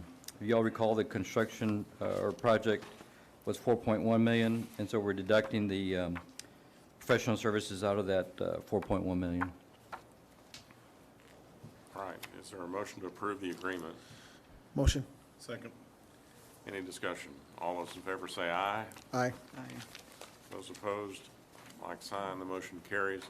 Item 14, consideration of possible action to approve an ordinance on first reading amending Chapter 18, Master Fee Schedule of the Harlingen Code of Ordinances, establishing fees for Tony Butler Golf Course staff to sharpen outside golf course ground moving equipment. Javier? Yes, Mayor, City Commission. We've been having this discussion with the Golf Advisory Board, and so since we bought the sharpening machine, the reel sharpening machine, we figured that we might be able to make some money sharpening blades from reel mowers from outside of the city or outside of the golf course. And so we figured out a cost, and what we did was base it off of the Austin Turf and Tractor, what they charge golf courses. And so theirs is $130 per reel, and so we were going with $125. And then the fairway mowing reels, I believe it's $175, and we're going with $150. And so the difference there is that the green mowing reels, they don't take as long to sharpen. And so the fairway mowers are thicker steel, and it takes a little bit longer, so that's why the difference in the cost. But like I said, we presented this to the Golf Advisory Board. We discussed these prices, and so staff is recommending approval of the ordinance with these fees. Did you check with the insurance company to see if it's going to affect their insurance rate in the off chance that an employee gets hurt or gets cut or doing something by performing this work that's outside of the normal scope of the work of when they took on the insurance company and their job and duties? No, sir, but what this machine does is you put the reel in, you close the shield, and then you program it. So it won't turn on unless you close that shield. And so then you step away, you let it do its job, and then you take off the reel, you replace it with another one. So there's no interaction with staff in the machine. No, I understand that, but wouldn't it be a good idea to check with the insurance company? I mean, you just want to make sure, you know, somebody gets cut, then they go, oh, I can't cover that. Or I don't know how that affects the medical, if they have to get medical treatment. I think, because they use mowing equipment already and weed trimming equipment, I think this piece of machine, from what I understand, has a lot of safeguards built into it. I think we should be okay. We can ask the question, Commissioner. We've had, if I remember correctly, like the lawnmowers, they had a special kill switch that you wouldn't be able to start without something. And then whoever was servicing on this is years ago, bypassed that, right? And then, you know, I think you all took the appropriate action and corrected that. But that's something similar that, again, I would just like, I mean, I don't think it's going to affect the passing of it, but I would like for you to get informed on just if we have any. Yes, sir. We will look into it. We'll ask our insurance carrier. Okay. One question. Yes, sir. When did you purchase the reel sharpener? I think we got it back in May or June of this year. Took a while to get to us, didn't it? Mm-hmm. And this is what they agreed for as far as pricing? Yes, sir. We've discussed it on several occasions with the board, and they never really took action. They made a lot of recommendations, because they brought up all these scenarios, and so we thought that we need to move on this. There's other cities that are asking us to sharpen their reels. So, Javier, how many times did it go before the advisory board? 2. Oh, here's, I'm sorry, real quick question. What about, like warranting the work? I mean, if we're gonna do a job, I mean, is there any kind of warranty that, I mean, did you all take those steps of creating a policy of saying, you know, somebody comes and does it, hey, it didn't sharpen, or it didn't, I mean, what, do you have clear policies on that, or discussions on it? It's just when you start doing business, people, you're gonna get questions, and people aren't gonna be happy, and no matter, you could be doing 100% the right thing, they're still gonna be upset, but we should have clear-cut policies, or who's gonna handle those kind of complaints, and I'm very much for it. If you have an avenue to make money, I think it's a good thing, but it's just, again, something that's the cost of doing business with answering a potential complaint or how that gets structured. That's a good point, Commissioner. What we can do is we can create a form, an agreement, a one-page When they sign agreement it, where right. they sign off on it. But Commissioner, Yes, to your Carlos. question, sir, Carlos, I'm sorry, I didn't see, you If I can't may see. add, Commissioner, to your question is, yes, we explored different scenarios that could be involved with this. One of them was that initially they wanted to bring in their equipment where we would have to dismount and mount back the wheels or the reels. Right. And That's we opted feasible. against that. I said, no, you do it at your shop, bring us a reel. And so we're minimizing that interaction, that step where we let the machine do its work and give it back to you, and you take it back, and it's up to you to put it back together. Well, I mean, and to Dan's point, maybe the idea is you train the employee, you have him sign off on something, and that may cover he's been trained the proper way that it prevents you from him not doing the right thing. so we'll create something. But to your point, Commissioner, so it was discussed with the advisory board on more than one occasion, twice, as a matter of fact. There was a lot of discussion, good discussion. There was no clear kind of recommendation coming out of that. Because it was taking a little while, I instructed Javier to put it on the agenda with the city council and just bring it directly to the commission. Okay, can we ask the city attorney to read the caption, please? An ordinance of the City of Harlingen, Texas, amending Chapter 18, Master Fee Schedule of the Harlingen Code of Ordinances, establishing fees for certain licenses, permits, and other services provided by the City of Harlingen as they relate to Chapter 36, Tony Butler Golf Course, providing for publication and ordaining other matters pertaining to the foregoing.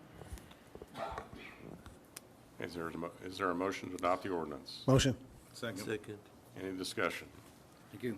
All those in favor say aye. Aye. Those opposed, like sign. The motion carries.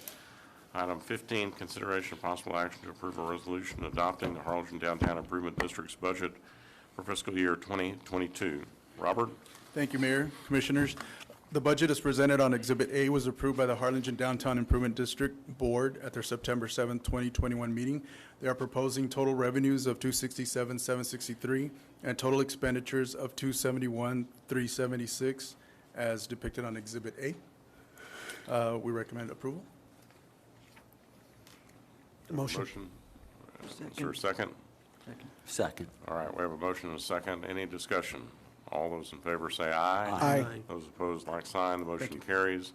Item 16, consideration of possible action to approve the Development Corporation of Harlingen, Inc.'s program of work for 21-22. Rodell? Good evening. Let me get my stuff situated here. So we've got a program of work to talk about. We've got a budget that goes along with it, but I'm going to do the program of work first, just to give you all some background. The City Commission and the Board of Directors last year approved a program of work that had 6 basic goals, and those goals included investing in human capital through specific workforce development and training activities, increasing the industrial base for Harlingen, increasing our retail sales tax and retail establishments, increasing healthcare facilities and offerings, advocating for transportation infrastructure improvements, and developing a robust entrepreneurship and innovation hub. So what does all that mean? Well, it means that we stay pretty busy, but we didn't expect COVID to do what it did in terms of a lot of impact on the small businesses. If you look at the guiding principles that we've had for almost 2 decades now, actually since 1990 when the corporation was created, this corporation is created under what they call the 4A or Type A type of corporation. It is designed basically to attract industrial and manufacturing type of jobs. It is designed for primary job creation. That is our focus, and so our biggest focus is actually on large employers. Our secondary focus is on making sure that we have the transportation infrastructure that's necessary to support those large employers. And then we're basically a marketing and deal-making arm of the city. We will make deals with businesses to bring them into the community so that they can create those jobs that are necessary for us to increase our quality of life. During the pandemic, however, and this past year showed that we needed to change our focus, and we did. And we did some things differently, basically to try to help maintain what we had and try to retain some of those jobs and some of those businesses that were hurting. So I'm going to go through some of that quickly, if I can, because I think it's important for you all to get that background. On workforce development, we started at what was called, this is our second year last year, or this past year, a Goal Line Assistance Program. Basically, we were trying to help the TSDC Foundation identify students that are within 3 semesters of graduating from TSDC so that they can get back into the workforce. As of now, with the money that we've given them, 246 students have received an average of an award of $855. Of those 246, 111 of those students have actually graduated from TSDC, and most of them are graduating with associate's degrees in automotive, auto collision, biomedical tech, dental assistance, education and training technology, surgical techs, and nursing as well. And there's others. But that's one of the things that we did. We also work with Texas Workforce Commission and Workforce Solutions Cameron to basically identify high-demand occupations. And one of the high-demand occupations here in Harlingen was the auto collision repair program. And so the EDC matched up some of the dollars that were being provided by the state through the Texas Workforce Commission to the tune of $73,000 to buy equipment for TSTC to train auto collision repair specialists. And thus far, then the equipment just was bought in December of this past year. 5 students graduated in May because they were already in the program. And 30 students are actually right now in that cohort. Aside from working with TWC and working with Workforce Solutions, we've also taken it upon ourselves to reach out to our employers and do different job fairs. This year and next year, we're planning on doing, every other month, we're going to do what we call Workforce Wednesdays. So we're going to do job fairs where we can try to bring different folks in to basically identify the jobs that are available and try to bring people in to work in those positions. We did that one back in August. In August, we had 7 employers and 2 staffing agencies that represented other employers that represented a total of over 500 jobs that were available here in Harlingen. In April, we did a virtual job fair because back then we couldn't get together and actually do it in person. And another thing that we're working on for next year, and actually we'll be putting it into place really, really soon, is a job board on our website. So employers here in Harlingen can actually get on our website and post positions that are going to be available so that we can try to really help them fill that need and fill those jobs. Another thing that we talk about is on the increase in our industrial base. Last year, we provided up to $200,000 to Valley First Development, one of the companies that's building out in our industrial park area. They are working on a 50-acre development. He has put together quite a few of these buildings, like shown in the pictures here, and brought in different companies. He's actually brought together about 85,000 square feet over the last few years, and well over 200 jobs, 280 jobs are represented in his developments.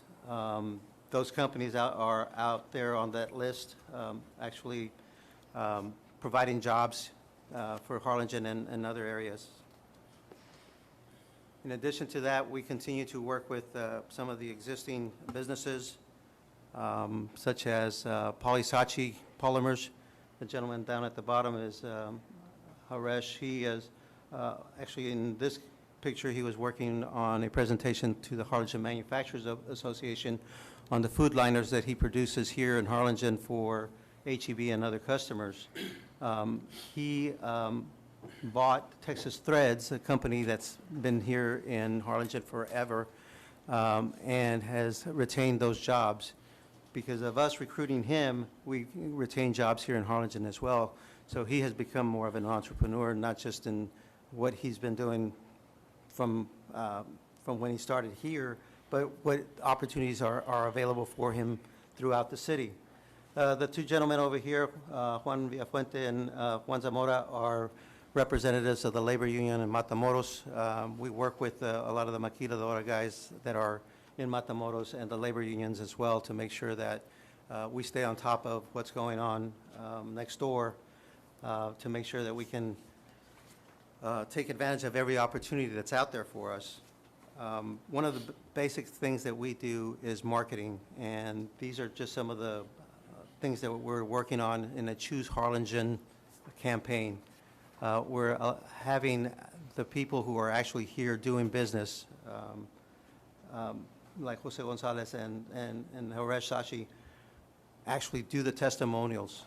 We do videos, we do print ads, digital ads, and just let other people know how successful they have been here in Harlingen and how we continue to promote our labor force and all the other assets that we have here.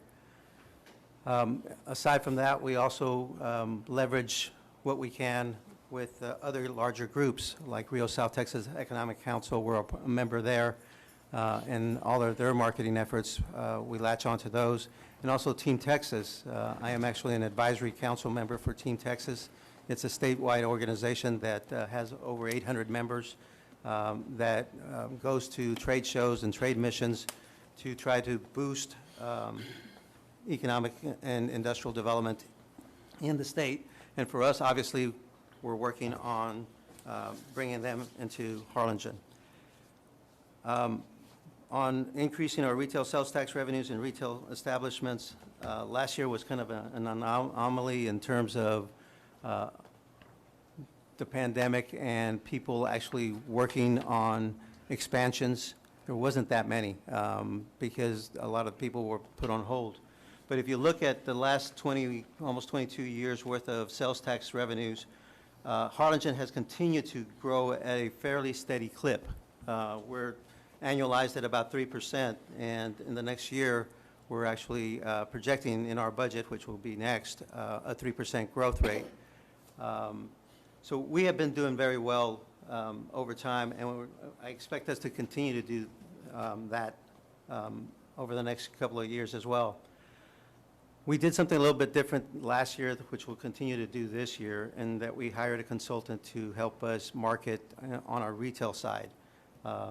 Retail Coach is a firm out of Austin that puts together demographics and other information. They do mobile phone surveys to try to determine what the market is, where the customers are coming from in terms of the different shopping centers, and they did it for the Bass Pro Shop area, they did it for Via Vista Mall area, they did it for the area off of Ed Carey and the Expressway and several other areas throughout the city. And then they prepare a lot of the marketing collateral that we use in our recruitment efforts. So this year they did basically an analysis of the market. They determined some of the retail opportunities that are out there. They helped us identify development opportunities, in other words, land that might be suitable for retail development, and then identifying prospects for recruitment. They help us with marketing and branding and recruiting retailers and developers, and also some retail coaching. In other words, they give us some advice on some of the trends that we see out there in the market. They also go to different conferences. Obviously, last year was very different than most years in that there were mostly virtual conferences, but they were there. A couple of weeks ago, they were at Retail Live, which is a conference in Austin, along with one of my staff members, and they were basically working for us. And by the way, that firm only represents us here in the Valley. They represent other communities throughout the state, but in the Valley, we're the only ones that they represent.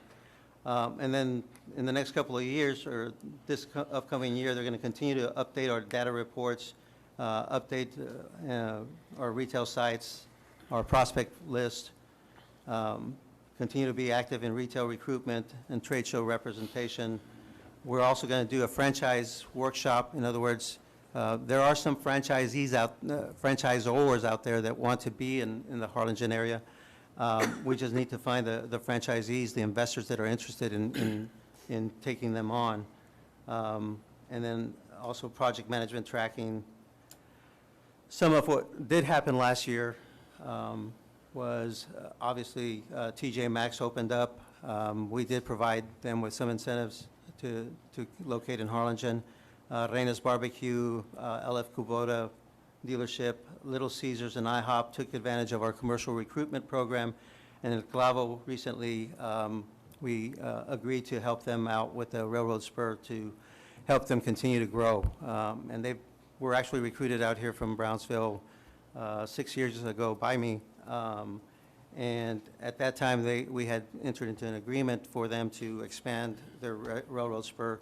They just never got around to it, and so they asked us to help them out, and we're continuing to help them out because they continue to add to our retail sales.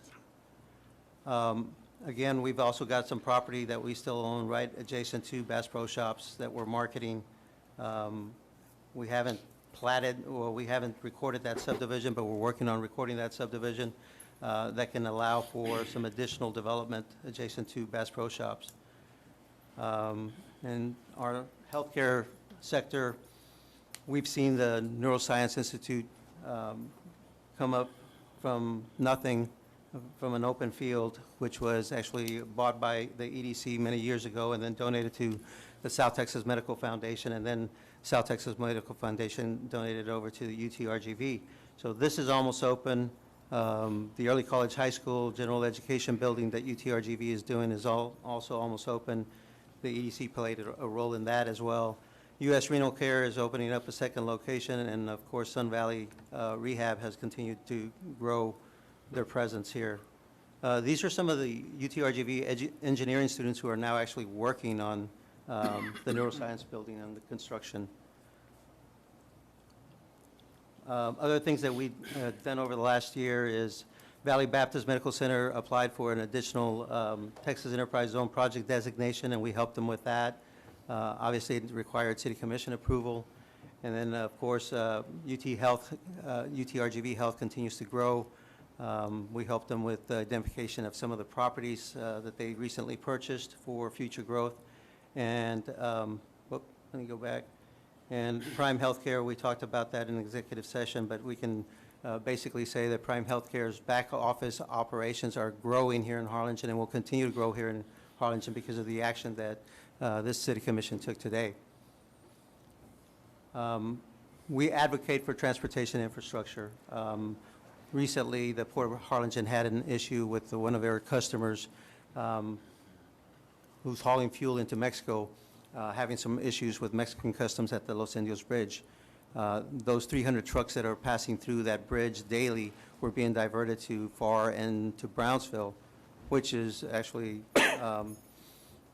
a reduction in the potential revenues that we generate from the Los Indios Bridge. But we met with the Cameron County officials and U.S. and Mexican customs, and we came up with a solution that's going to help drive more than 300 trucks a day over that bridge on the southbound side, which will be of benefit to us. Because of COVID, we didn't really do a whole lot in terms of meeting in person.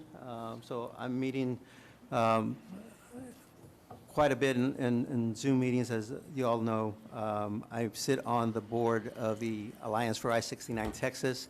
I sit on the committee for the Border Master transportation plan and several other transportation initiatives that are out there. We also participated in an airline incentive program for Viva Aerobus, and in our budget, you'll see that we have continued to allocate some funding for continued support for Valley International Airport. Aside from that, like I said, we talked about developing that small business entrepreneurship and spirit and that entrepreneurship innovation hub. A lot of that has to do with us actually working with the individual small business owners. And during the onset of the pandemic, when a lot of people were being shut down, there was people that were really hurting. And we were glad that the City Commission and the board allowed us to help those small businesses continue to operate as much as they could. These are guys and ladies that are your neighbors. These are people that you do business with, and these are people that you go and shop with. We were able to help 52 businesses that retained well over 400 jobs, and because of the funding that the City Commission provided, those loans turned into grants, and you've got 52 businesses that are very appreciative of everything that you guys have done for them. We continue to market in our Small Business Week and continue to help a lot of these recipients of those funds by helping them market their business. And we're providing all kinds of different advice on how they can do that on their own, as well as doing it on our own social media pages. Some of these were actually from the original HELP program, when the original HELP program was actually a response to the July or June 2019 flooding issues. Hurricane Fence and some of the downtown businesses suffered quite a bit, and we started a basic grant program to help them recover from that. So one of the tenets of our small business efforts next year is to continue those resiliency funds and continue to seek out ways to help out the small businesses. We have applied to the SBA for a community navigator program where we could get some funding to actually leverage our staff to be able to do more of this one-on-one counseling and coaching and assistance, so that these small businesses have all the access to the federal resources that are out there. And we're going to continue to do that next year. It's not just this year, but next year as well. And, you know, we also help with the Kaufman Fast Track Training, which is a 13-week course jammed into a 9-week course that UTRGV puts together to help entrepreneurs get started. We're working also with UTRGV and some other entities locally to work on potential incubator projects for Harlingen. For our HELP program, we had the honor of being recognized by the Texas Economic Development Council for a Community Economic Development Award. We also were awarded an Economic Excellence Award for having a professional, well-trained staff, that there were certain requirements that had to be met, and a board that attended specific training programs. Of course, we talked about Viva Aerobus. TaskUs is a back office operation that came in this past December, hiring or promising to hire at least 500 employees, a lot of them remotely, but at this time they continue to hire. Their count is well over 300 at this point, and we expect them to exceed that 500 eventually. Qualphone, a company that's been around for a while that I helped recruit, has had its ups and downs, but it is on the rise again. They are continuing to hire right now. And of course, Texas Plating and Polishing Services is one of the companies that spun off from a Chicago-based company into a local-based company. So those are, I guess that's the last one. Some of the things that we're working on and that we'll continue to work on for all of next year. A lot of what our program of work is, and I know it's in your budget, or in your packet, also has to do with the strategic planning session that we had the honor of attending. We heard a lot of different things that were a priority for the commission, and if you look at the program of work, you'll see that that's being incorporated into the program of work. So as that plan continues to evolve and develop, our plan will evolve and develop because we are part of you. What we do is to promote Harlingen as the best place to bring your business, is try to match up with what your efforts are. And so we're going to continue to do that. I'm open to any questions on the program of work. Otherwise, we can move on. Anybody have any questions for Rodell? Before we open it up for questions for Rodell, I do want to recognize the chairman of the EDC back there, Dr. Linda Burke. Dr. Burke, glad to have you here, and board member Mike Alex. Mike, welcome. Thank you all for being here tonight. I know you're limited because of confidentiality and stuff like that, but is there any, like, anything you can tell us, like, about anything that's coming? Like, you know, I'm talking about, like restaurants or retail or anything like that, like, that you can tell, just, you know, like, is there, I want something else to eat. That's why. Like, is there anything else coming or anything that you're aware of? Again, I know you can't because of incentives and stuff like that. You can't really say. I can tell you that there's a lot of interest from some very popular Austin retail restaurants. Oh, the one you mentioned before? Yeah. Okay. So actually several of them. And they're actively looking at locations here in Harlingen. And so we're trying to convince them that one or two of those locations would definitely work for them. And so they're working, obviously, they have to negotiate properties, purchases, or leases with developers, but there's some active projects out there right now. All right, any other questions for Rodell on the program of work? If none, is there a motion to approve the program of work for 21-22? Motion. Second. We have a motion and a second. Any other discussion? All those in favor say aye. Aye. Those opposed, like sign. The motion carries. Item 17, consideration and possible action to approve a resolution adopting the Development Corporation of Harlingen's budget for 21-22. In your packet, you have the Exhibit A to the resolution, which is the budget. Our budget is for revenues of $7,266,237. Of that, 617, make sure I get the number right,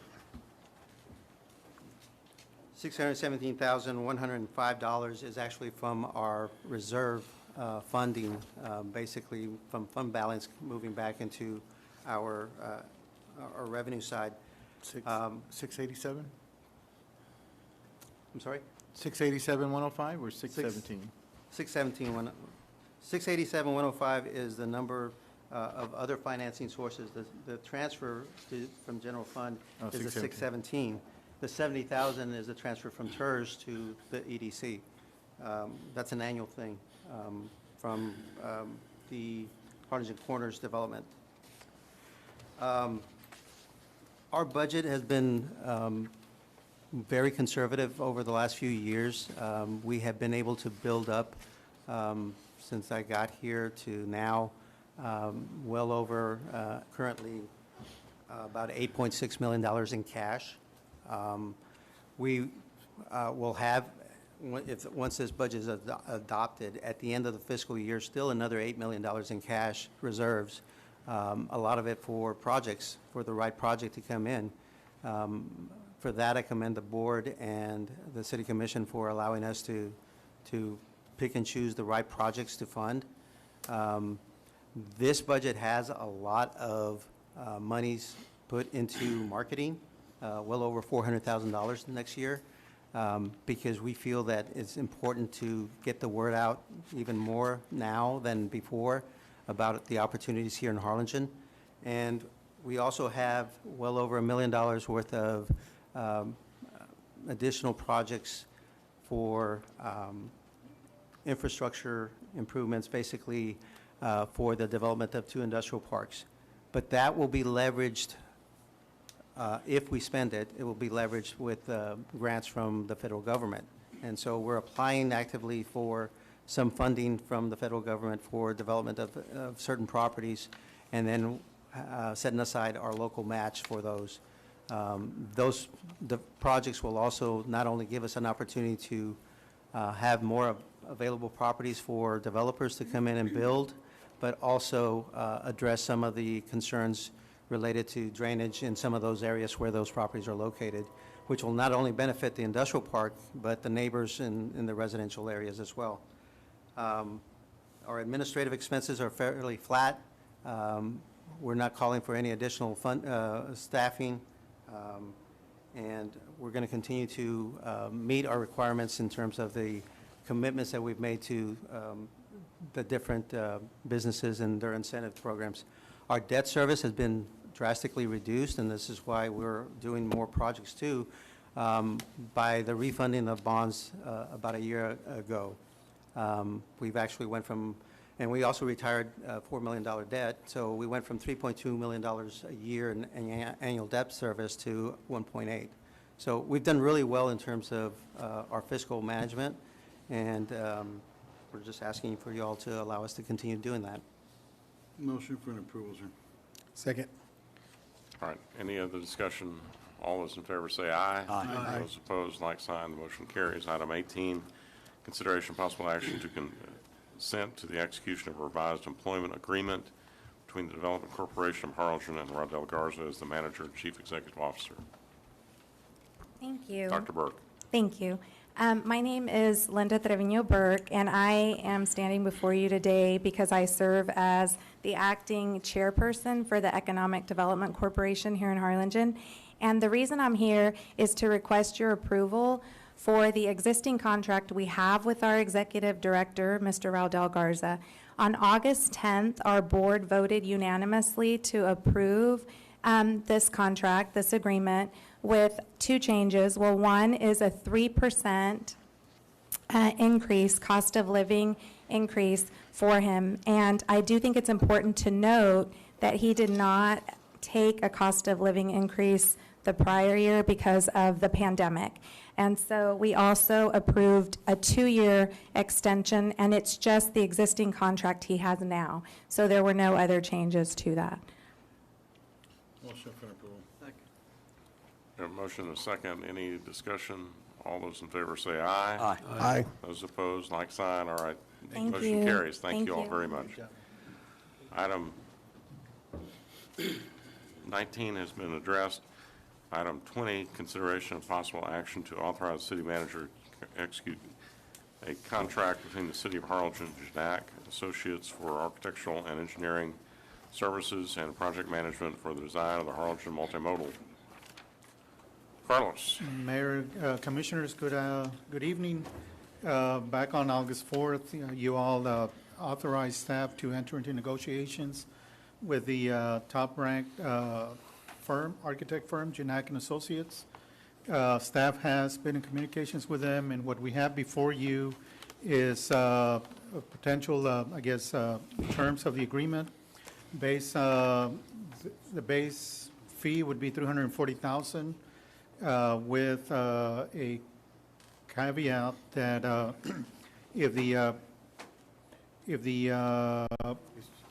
total cost of the project itself exceeds $5.6 million, then the fee would kind of grow with it, meaning, again, based on a 6% rate.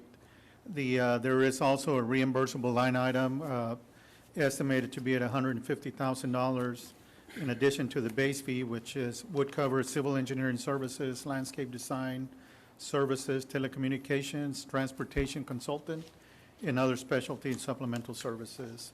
Based on a total fee and a projected project cost of $5.6 million, the fee rate, percentage-wise, would be about 9%. And so that figure is more in line with what we've seen in the past in similar projects, and so for that reason, staff is recommending approval. Motion for approval. All right, we have a motion and a second. Any other discussion? All those in favor say aye. Aye. Those opposed, like sign. Motion carries. Thank you. Item 21, consideration of possible action to select the highest ranking firm pursuant to RFQ number 2021-17, Performance Audit Services. Mayor, I'd like to table this item. I think that I want to put this item, I'm the one that called for this item. I'd like to table it for now, at least for the foreseeable future, until we address some other concerns and see if we can come back to it at a later date. Okay, that's a motion to table. Second. Second, all those in favor say aye. Aye. Those opposed, like sign. The Opposed. motion carries. Item 23, board appointments. I have none. Yeah, reappoint Eric Zehe to the EDC. We have Okay, item, we skipped we have 22. item 22, Mayor. Okay. Well, let's go ahead and do the board appointments. I'll come back to 22. Okay, Jesse Gomez for Construction Board of Adjustments and Appeal to replace Ernesto Flores. Once again, Jesse Gomez for Planning and Zoning Commission to replace Daniel Martinez. Delia Cavazos Gomez, Library Advisory Board to replace Tracy Gonzalez. That's it for right now. Do you have anything, Commissioner? No, I don't. All right, is there a motion to approve Do you have- board I'm sorry, appointment? did you have one? No. Motion approved. Second. All those in favor say aye. Aye. Those opposed, like sign. Motion carries. Item 22, which I skipped over, consideration of possible action to change the Harlem City Commission meeting of October 6th to another possible date. Mayor, Commissioner, several of the commissioners are going to be at the TML conference the week of the 6th. So I'm recommending that we change the meeting date to October the 11th, which is a Monday, the Monday following the return from TML. And so that's my recommendation, would be October the 11th at 5:30. Motion to approve. I have a question. When would we get our packet since, for that meeting? For the meeting of the 11th, we'll Yes. probably have them ready by the 4th or the 5th? When do you want them? When do you want them, sir? Dang it, I don't like to have it on the 5th before I go. You want them right now? Amanda? No, I think the 4th or the 5th. Are we using the computer program, Ernie? Yes, And Yes, has it expedited the process? yes, it has. Okay, We're still try to a get them little bit done in the before training, you leave. All right, there's a motion. I need a second, I The think. 4th or 5th, yeah. Second. All right, motion and second. All those in favor say aye. Aye. Those opposed, like sign. Motion carries. All right, there's no other items on the agenda, therefore our meeting is adjourned. Good night. Good night.